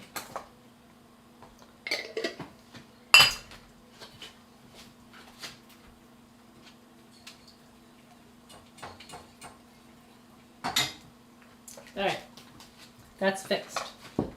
So that was a tablespoon of tamari and a teaspoon of Dijon mustard.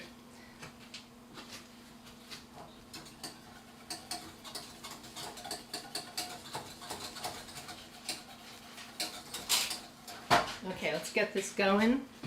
Okay, so now we're going to do our dumplings. And the reason I wanted to do this dish is, one, so you'd have an option for those of you who don't eat gluten. You can make your dumplings out of oat flour or like brown rice flour, sorghum flour, a combo of flours. I've got onions, carrots, and celery in here. And then also, if you keep this really thick, you can make a pot pie out of it. So that's why I wanted to do it. So if you're going to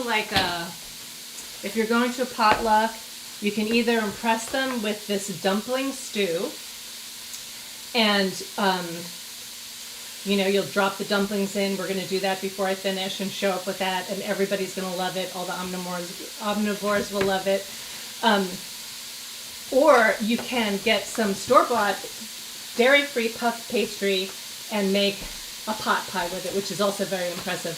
Or you can make your own puff pastry. This has oil in it. At the holidays, I get the store-bought puff pastry because it's easier for me. But if you like to bake, you can make your own.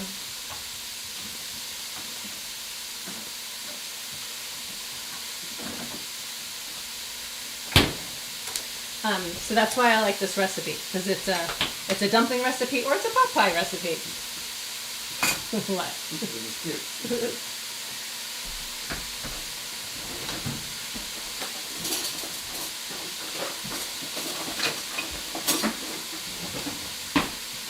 The question is, who's going to do all the dishes?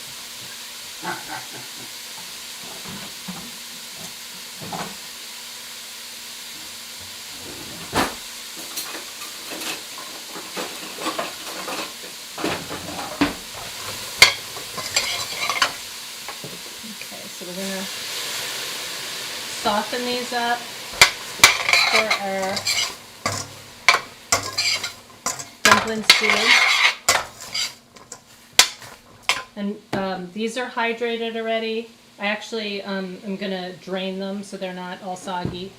And then I'm also going to add this, once I get the root vegetables cooked down, I'm going to add the mushroom. Again, you could use one or the other. I'm going to use both today.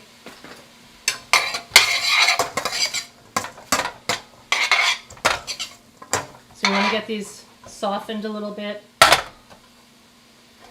And then we're going to make our roux.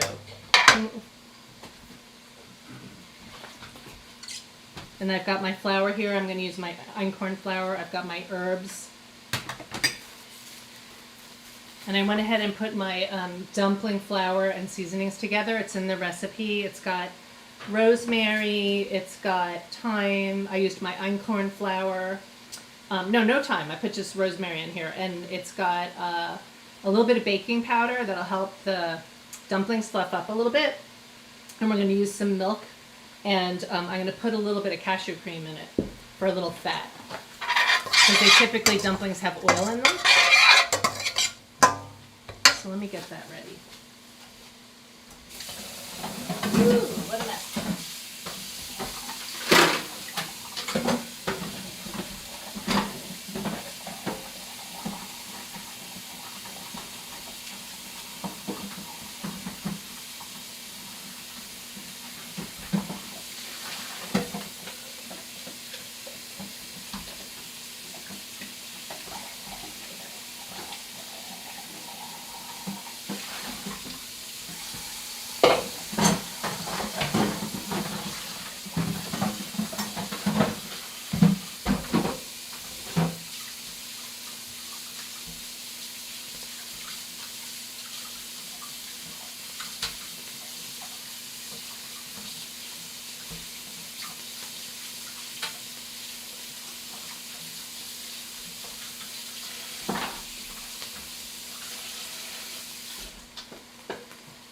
I don't know how people do it. It's really hard to clean as you go along.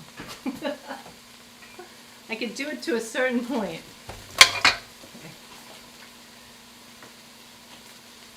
Okay, this is getting a little dry.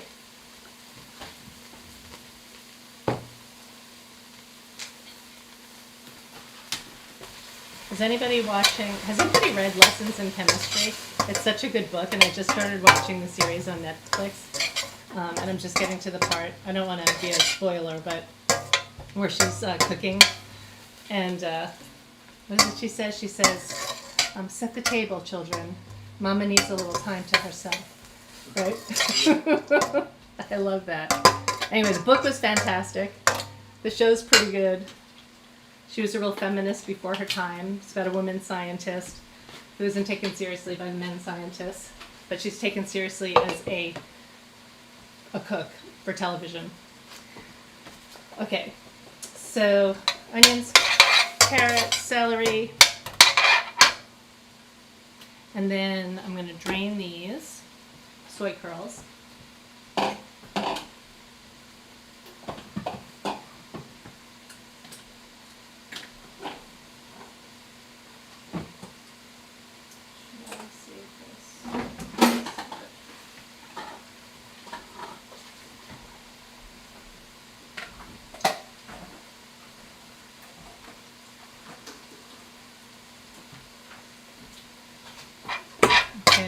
this is getting nice and soft, so I'm going to go ahead and add my garlic. I'm just going to cook that for a minute or two until it's fragrant. And I'm going to put a potato in here also, because I think the thing about a dumpling stew is you want it to be really thick and hearty. So the potato will help give it texture, the dumplings will give it texture. We're going to add our chicken substitute.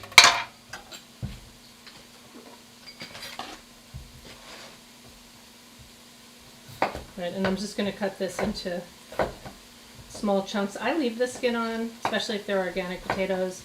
I like the potato skin.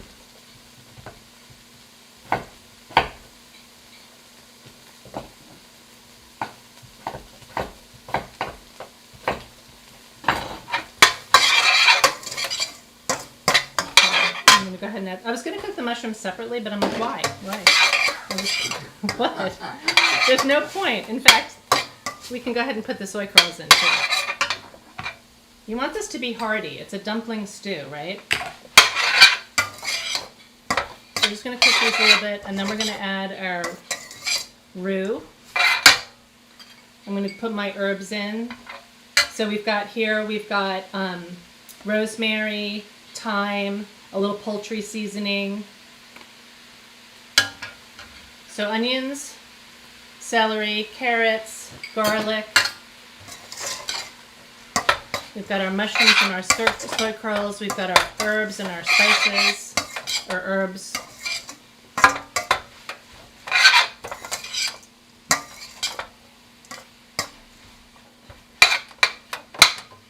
Some of these I'm going to pull apart a little bit more.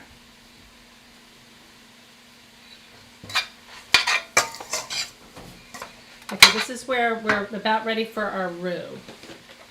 So what we want to do is we want to coat this stuff with the flour and we want to toast it. So you want the flour to start to get nutty smelling. So just for a few minutes, it'll coat everything. The flour will get nutty smelling, and then when we stream in our broth, it's going to create this sort of thick it's gonna create this sort of thick gravy that the dumplings are gonna cook in.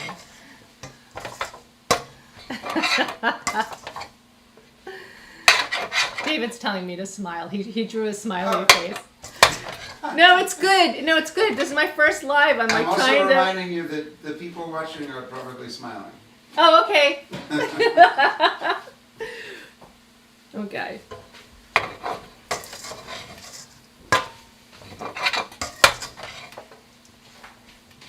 And you know, when you're making this dish, the dumpling dish, whether you're making it as a dumpling dish or a pot pie, especially when I make a pot pie, I'll do cubed tofu or I'll do cubed seitan, which is a nice, you know, instead of the mushrooms or the soy curls. These dishes are just all ready to be customized by you and what you like. There's no one way. And I tend to like these like sort of one pot stewy dishes where you can get a lot of ingredients in. Just like a one pot meal. Okay. I thought you were telling me to smile. That's supposed to be somebody watching? Oh, that's so cute. Okay. Let's see. Okay, so now I'm going to stream in my broth. And this is going to make the thick base.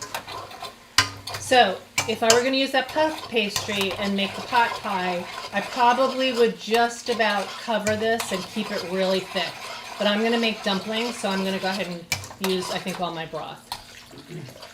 Maybe even a little more, because I actually used some of this already. I don't know what's beeping. Okay, and then we want to put our potato in, and we're just going to cook this until the potato starts to get fork tender. And then we'll drop our dumplings in, or just before they get done. So just about 5 minutes or so. I'm going to turn up the heat. And while that's cooking, we're going to add our liquid to our dumpling. But first, so one of the things we're going to add to this is cream. We want it to be, is that this that's beeping? We want, no, those need more time. Hang on.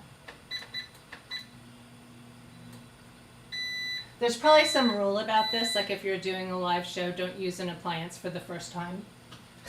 This is my first time using this one. Okay, let's see. Select. Oh, we're on bake. Okay, we're good. Okay, we're baking. We're baking. What was I saying? Oh yeah, we're gonna make our cream. So we've got some soaked. Do I have soaked cashews? I should have soaked cashews around. Yes. So this is a cup of cashews and a cup of water. And what we're going to do is we're going to make a simple cream. We want this to be a creamy chicken and dumpling dish, or even if we're doing the pot pie, we want to add some cream to it. So you could use, if you don't want to do cashews because they're too high fat for you and trying to keep your fat reduced, oat milk would be really good here. You could do almond milk, you could do soy milk. But I'm going to make it a little more fatty for the holidays. And I'm just going to do cashew cream. And I'm going to use a little of this cashew cream to make my dumplings.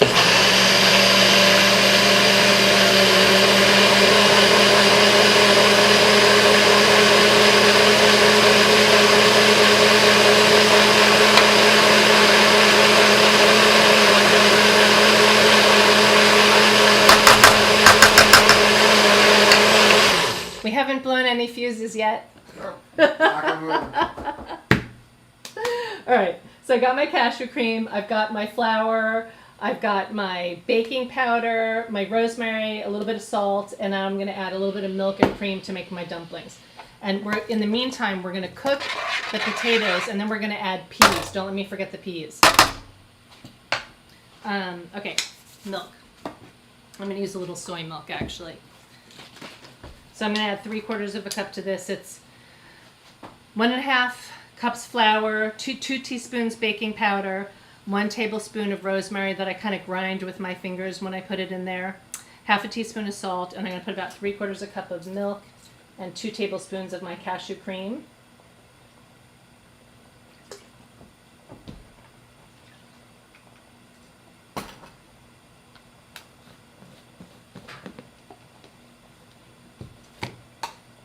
I use cashews a lot, but again, I am not trying to reverse disease, and I don't have to, it's really the only fat I have is from nuts and seeds, so it's okay for me to have it. But if you are trying to watch that because you're trying to lower your cholesterol or reverse your type 2 diabetes and you need to go lower fat, oat milk is a really, really great milk to have around. Almond is good too, but oat milk is like the best, I think. Can you freeze cashew cream? Kathy is wondering. Kathy Sabo. I can't imagine it would be very good. I've frozen things that has it in it. I don't think I've ever actually froze. I don't know. Kathy Hester, anyone? Has anybody frozen cashew cream before? I don't think it lasts. I think people eat it all before they want to eat it. There is that, for sure. I don't know. I want to. That would be great, actually. I wonder if it would change the texture. I got to think about that for a second. I mean, it's pretty much fat, so probably not too much, right? I'd love to hear from someone who might have some experience with that. So I'm just trying to think of things like that. I mean, there's cashew milk ice cream, right? So maybe it would be fine. Okay, so our dumpling batter's ready to go as soon as this gets a little further along. And as soon as it gets a little further along, I'm not going to add all this cashew cream. I'm just going to add a little to give it a little creaminess and a little thick, make it a little bit thicker. But I'm not going to use it all. I don't think we're going to need it all. Let me grab the peas.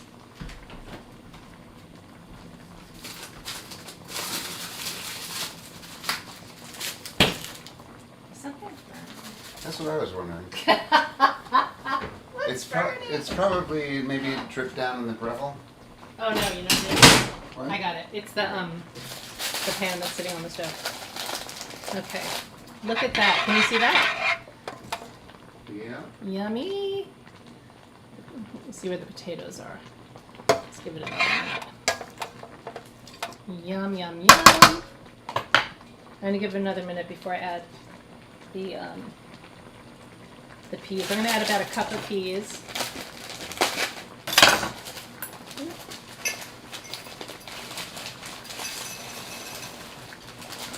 So I get these ready to add.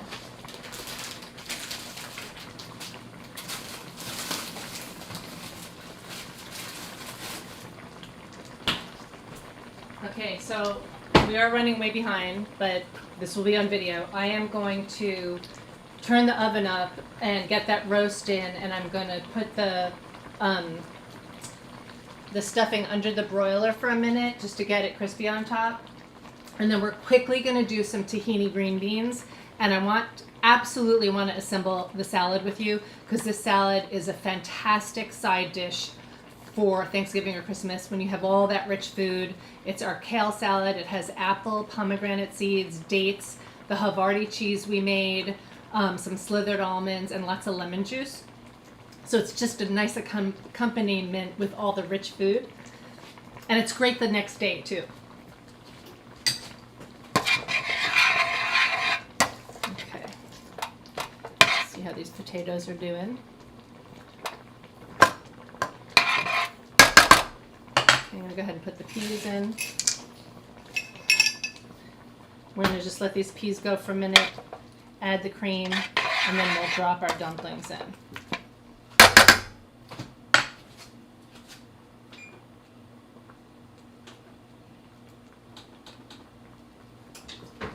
So where are we at? 350.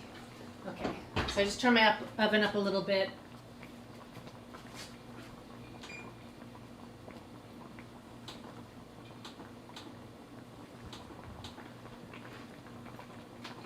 So my oven, if it's at 375, it's actually 400 or higher. So I have a little oven thermometer in there. Can you see this? Potatoes are getting soft. Oh, that's a little... I was going to use a russet, but I used a Yukon. You can use either. We got our batter here. All right.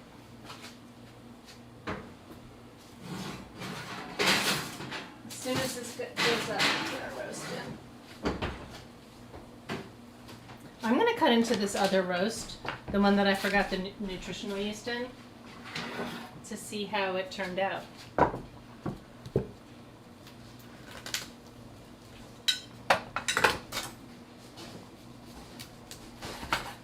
Ooh, I think it looks good. Let me get a plate.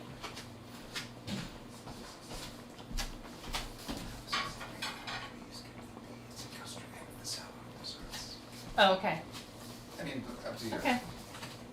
I could do it after. Oh, no, we'll keep going. Or invite everyone back next week. Here's the turkey breast that I actually left an ingredient out of. I'm going to taste it, see how it turned out.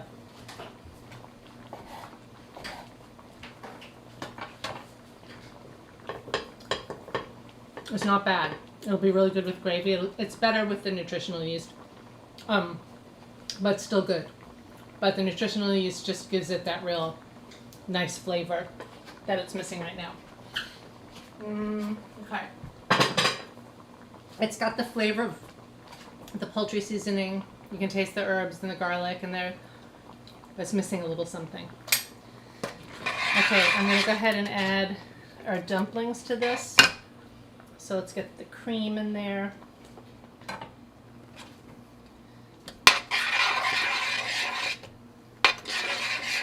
See, this is pretty thick.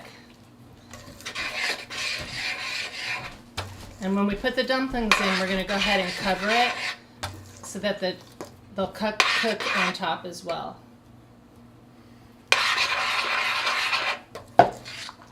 last year I made a couple of Wellingtons. I made a Wellington, one with mushrooms, which was fantastic, and I did one with a lentil filling. I really love lentils at the holidays. I love making like lentil loaves, and the lentils cooked with a lot of different seasonings and things are really good to make inside a Wellington. And I just always buy the puff pastry dough. So I have an ice cream scooper. You could use a spoon, but I'm going to do this in an ice cream scooper so I get these somewhat uniform.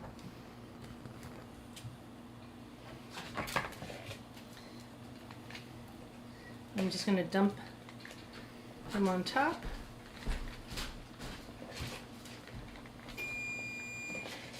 Okay, my oven is up.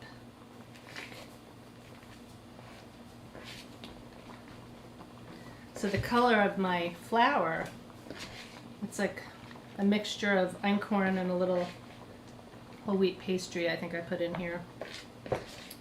They got a little of a caramely color.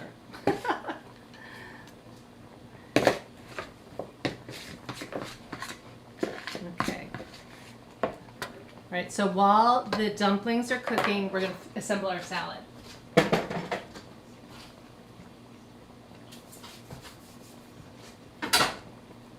Okay, I'm going to turn this down. And we're going to get our salad going.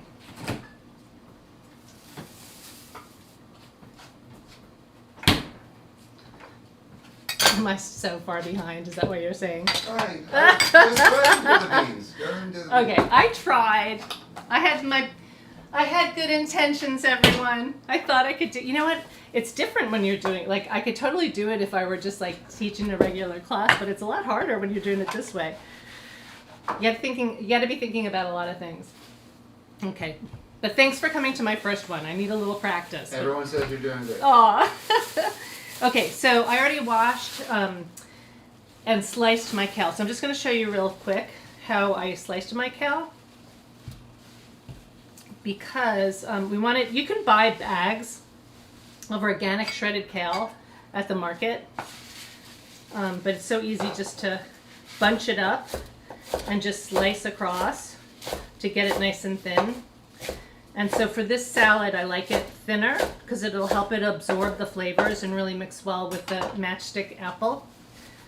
So what I'm going to do first, though, I just want to show you how I did that, is we're going to juice some lemon into a bowl. I got to do those pecans. We might not get to the beans today. I'll do a separate video and post it of my son calls, since he was little, he calls my mom Amma. And when he was little, my mom always made her tahini green beans. And our son, Judah, loved them so much, he could eat an entire pound of green beans. And all it is green beans with tahini, garlic, and a little tamari or soy sauce. And I used to put them in his lunchbox.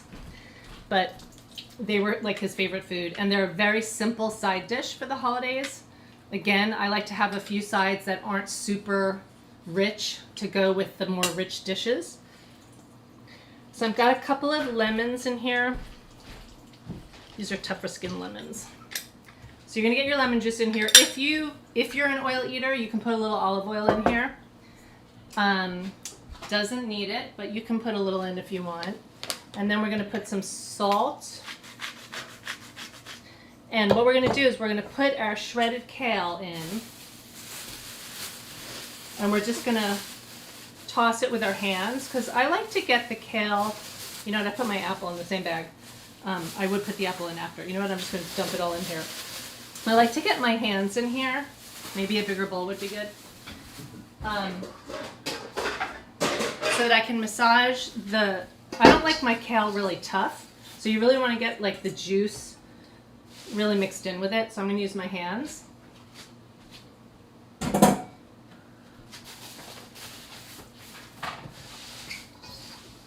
And I already matchsticked some apple, but I'll show you how I do that.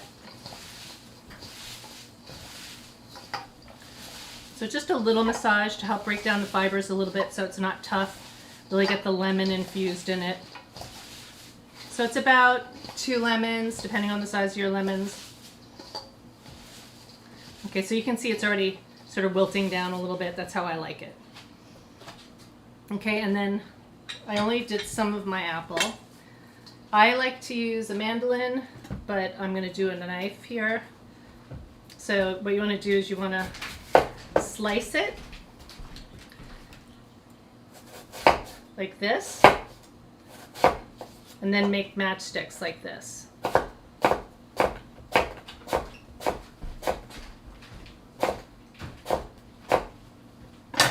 And I already did some of the apple in it already. So you've got apple, lemon, you've got kale. And then I chopped up some Deglet Nor dates. I have Medjool around all the time, but I really like Deglet Nors for this pitted because they're a little more firm. They have a little more texture. So, but you can use any dates you want. I make them with Medjool sometimes, or whatever dates. We have a really great market near here that sells all kinds of varieties of dates. And then we're going to add, I did this ahead of time, my pomegranate seeds. I didn't want to be doing that on camera. But I discovered something today that I want to share with you.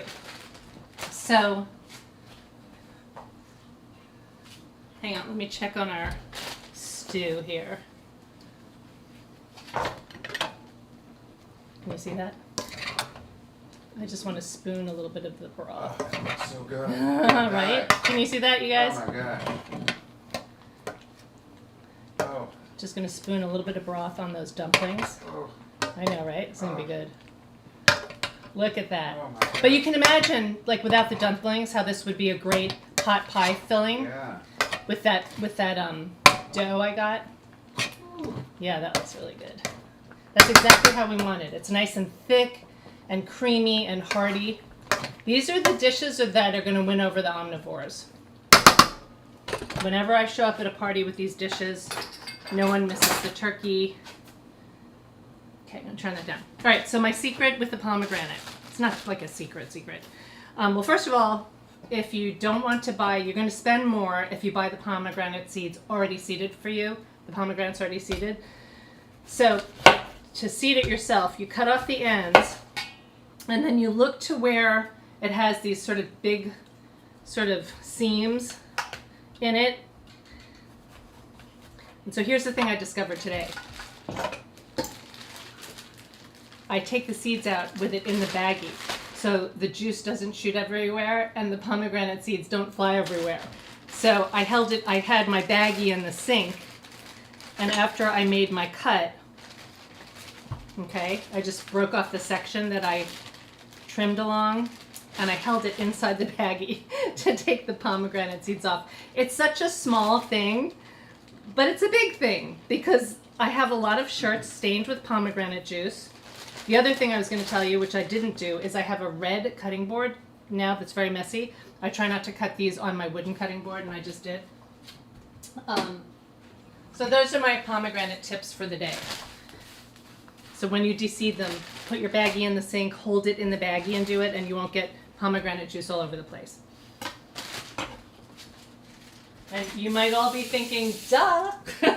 But today that was my light bulb. Okay, so now we've got our pomegranate seeds, our apple, our lemon, our slightly massaged kale.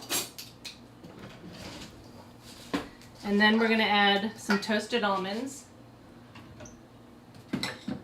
So these are toasted. You can use slivered almonds. You could use toasted pistachios. Of course, we've got our dates in here.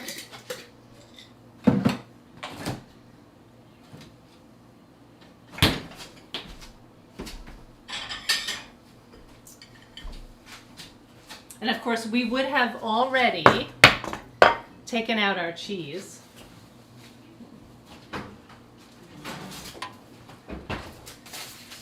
So I'm going to go ahead and take the cheese out of here so you can see what it looks like.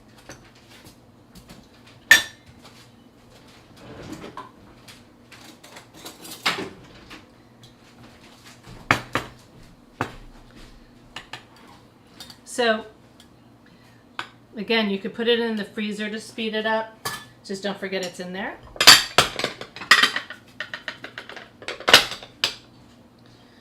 Voila. And that's our Dill Havarti cheese that I'm going to break off little pieces. And again, it's more like a goat cheese texture.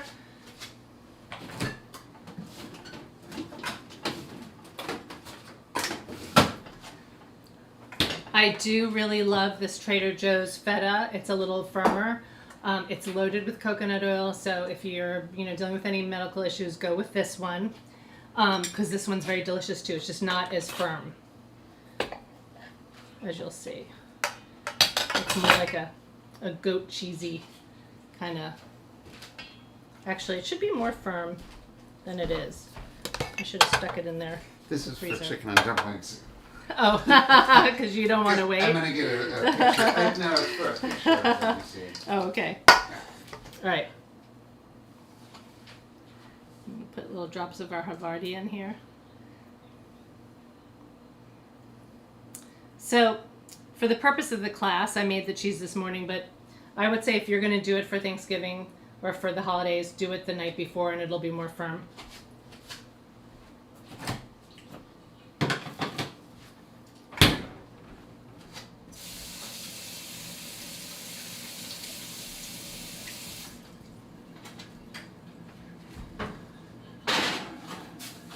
Okay, we're almost done here. Home stretch.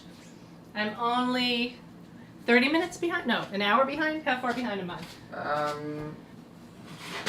We've been on for 2 hours. Oh. So much for my 90 minutes. Okay, that's not bad. That's only 30 minutes. Okay. Timer. Let's see. I'm going to do a few minutes. Okay, so I definitely don't want to stop without finishing our pie. So there's our salad. This is a delicious salad, you guys. It's a wonderful side. We'll get a picture of that after too. Here. I'll put that here. All right. And then we've got our dumplings. I'm going to move this over here. What? Okay, to finish our pumpkin pie. What are you laughing at? It's good. All right, we're almost done, I promise.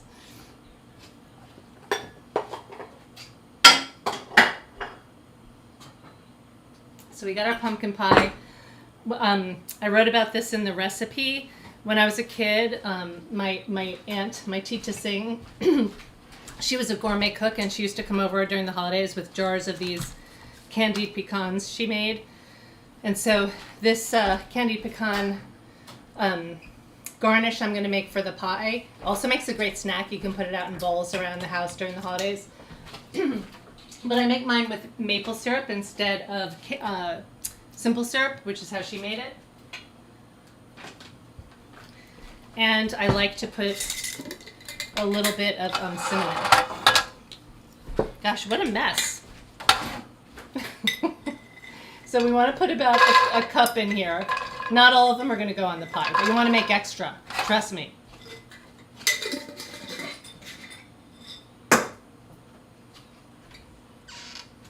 Okay. So we're not going to get to, I don't think I'm going to get to the beans today. I'll just add those to the video, the tahini green beans and the apple crumble. We're not going to get to that today.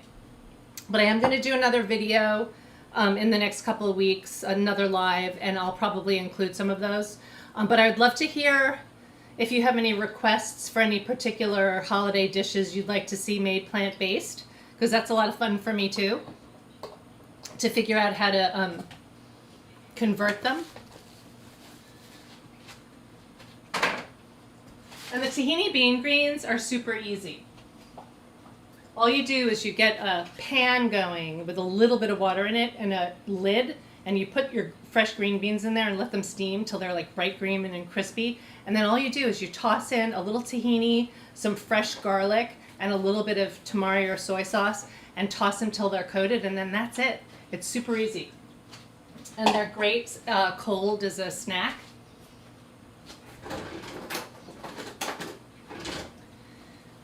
So with the pecans, you want to toast them till they start to get a little fragrant, about 5 minutes or so. And then we're going to put the maple syrup in here, and it's going to bubble up, and we're going to keep stirring, and we're going to coat the pecans, and they're going to sort of crystallize, and then they get really crunchy when they cool. So I'm just going to put maple syrup, a little bit of cinnamon, and a pinch of salt.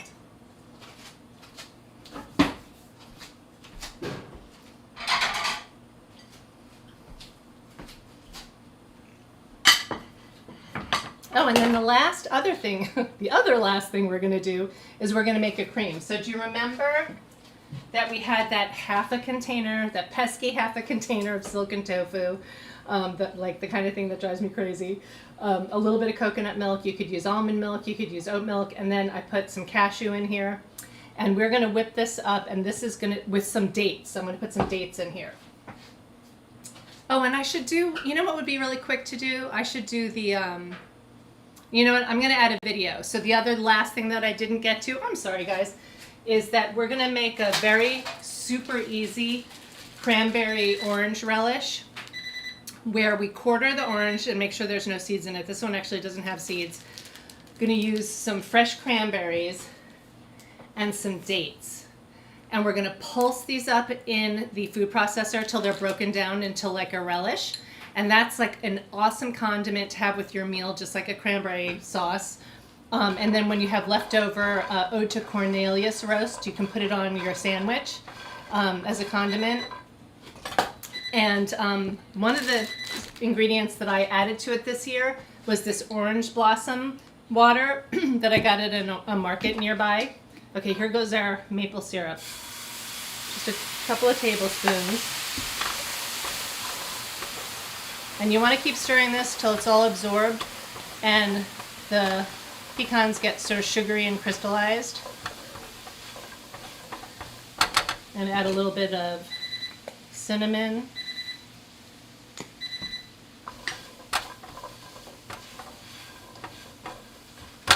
And a little pinch of salt.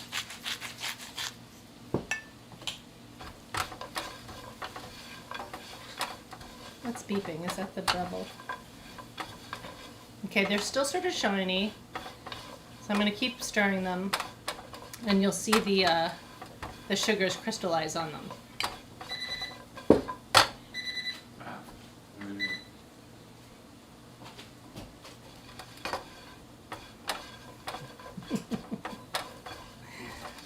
Does anybody have any questions? Did everybody see if you haven't seen it yet, I'll post it on YouTube also. Gosh, I was ambitious today, you guys. I did a miso corn butter, and I think I mentioned that I left the cashews out. But the recipe's on my site, and that's what we're going to have with our baked yams. And I made so much of it because I kept trying to make these Instagram videos, and so I'm like, I've got to do it again. I've got to do it again. And so now I have like these giant tubs of miso corn butter in the fridge. But it's fantastic on potatoes, especially baked sweet potatoes, and it's really good on toast. And it's super easy.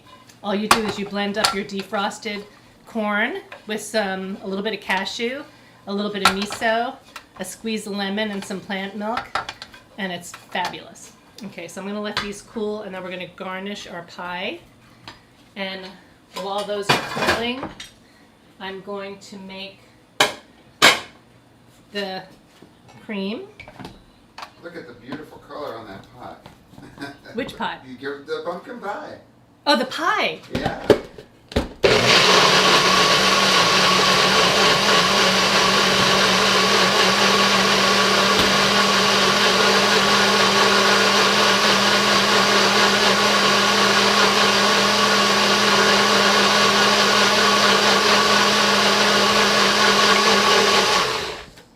Okay, well I already now I have a lot of this cream, but I like to put it in a squeeze bottle so that I can decorate the pie once it's cool.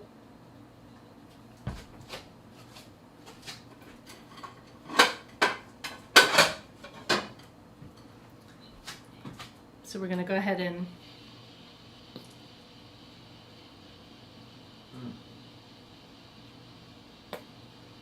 And then we're going to put our pecans on.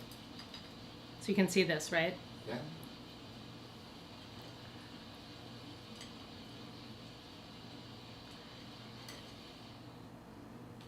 So this is easy, right? This pie recipe?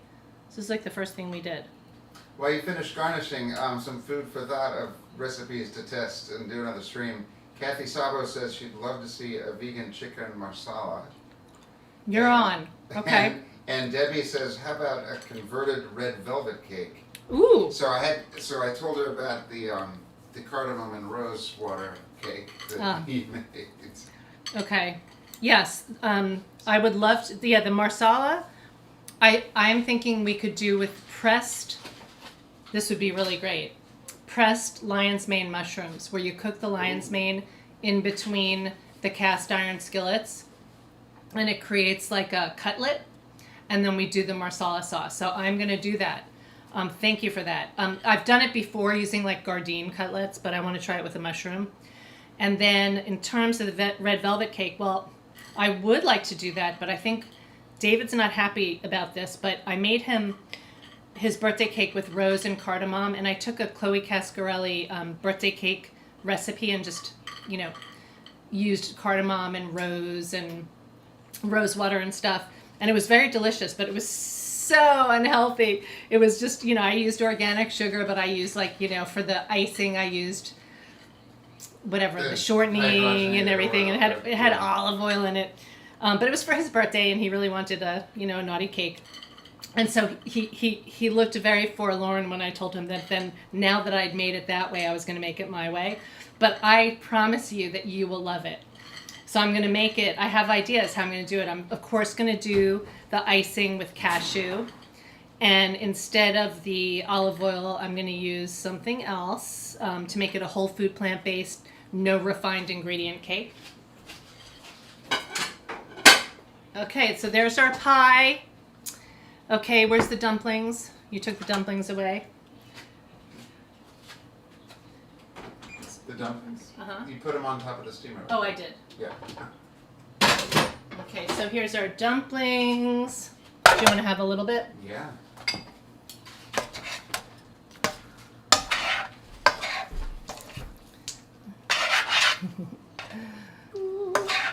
The dumplings get cooked through. Yeah, you want to make sure the dumplings are firm. So David's going to taste test the dumplings too. Gosh, I wish you all were here. This is the thing. I want to do in-person classes. So there's our dumpling stew. We got our pie done. The baked yams have been done. That's what all that beeping was about. We got our stuffing done. So here's the stuffing. I feel like we should lay this all out very nicely. We got our kale salad done. We got our roast done. It's still in the oven, but we got our roast done. We got our gravy done. So here's the gravy for our roast.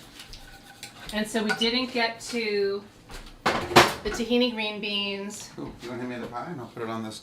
Yeah. We didn't get to our tahini green beans. We didn't get to the cranberry relish, which is super, super easy. So I'm gonna include all these videos on YouTube. And what else didn't we get to? Oh, and then I have a berry crisp recipe on my site, and basically I'm going to tell you about it, and then I'm just going to do a video of it. But a super quick way to do like an apple pie flavored dessert is I take a wide pan and I slice up my apples and I put them in the pan with cinnamon and seasonings and a little maple syrup and a little bit of water, and I cook them with the lid on. And then I add a little cornstarch to thicken it up. And then I take a crumble, which is just oats and nuts and cinnamon and a little flour and a little plant milk, and put it on top and stick it under the broiler. So instead of baking a pie for an hour or whatever, I love apple pie and I always make it at the holiday time. But this is sort of a super simple way to get those flavors without having to make a whole pie. And I had hoped to do that today, but I feel bad that we've run way over. So I'll just make a video of it, or we'll do it on the next live, and I hope that you'll join, and I so appreciate you being here. Let's carry this table up. You want, oh, okay. Yes, we do around have the it here. wires and stuff. Yes.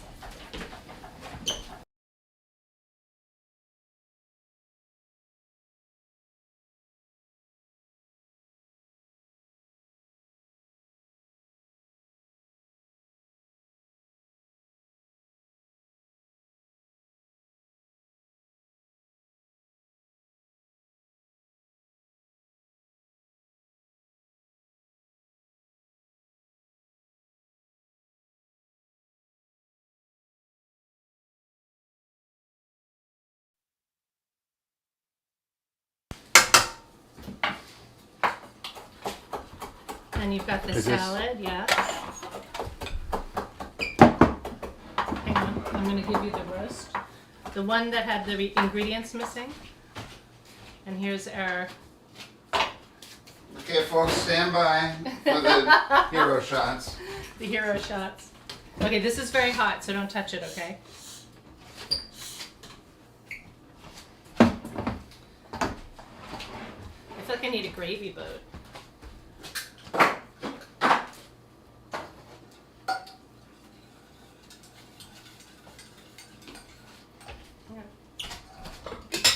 Can you see? Is this on camera? Yeah, I'm doing close-ups, yeah. It's our gravy. Hang on, let me get my So, right, roast. my salad. I should put some gravy on the roast. Yeah.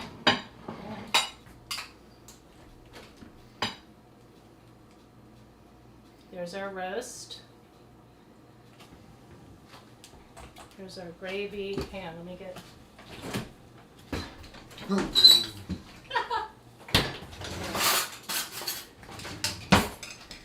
And then, even though we didn't make it, this is our super simple apple cranberry relish.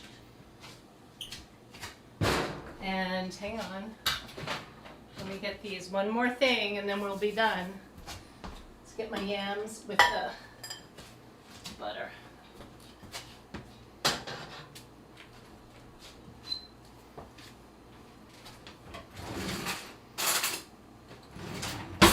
Okay. Oh wait, there's no room. Yeah. Here, can you move the pie over? Okay, so let me get the butter.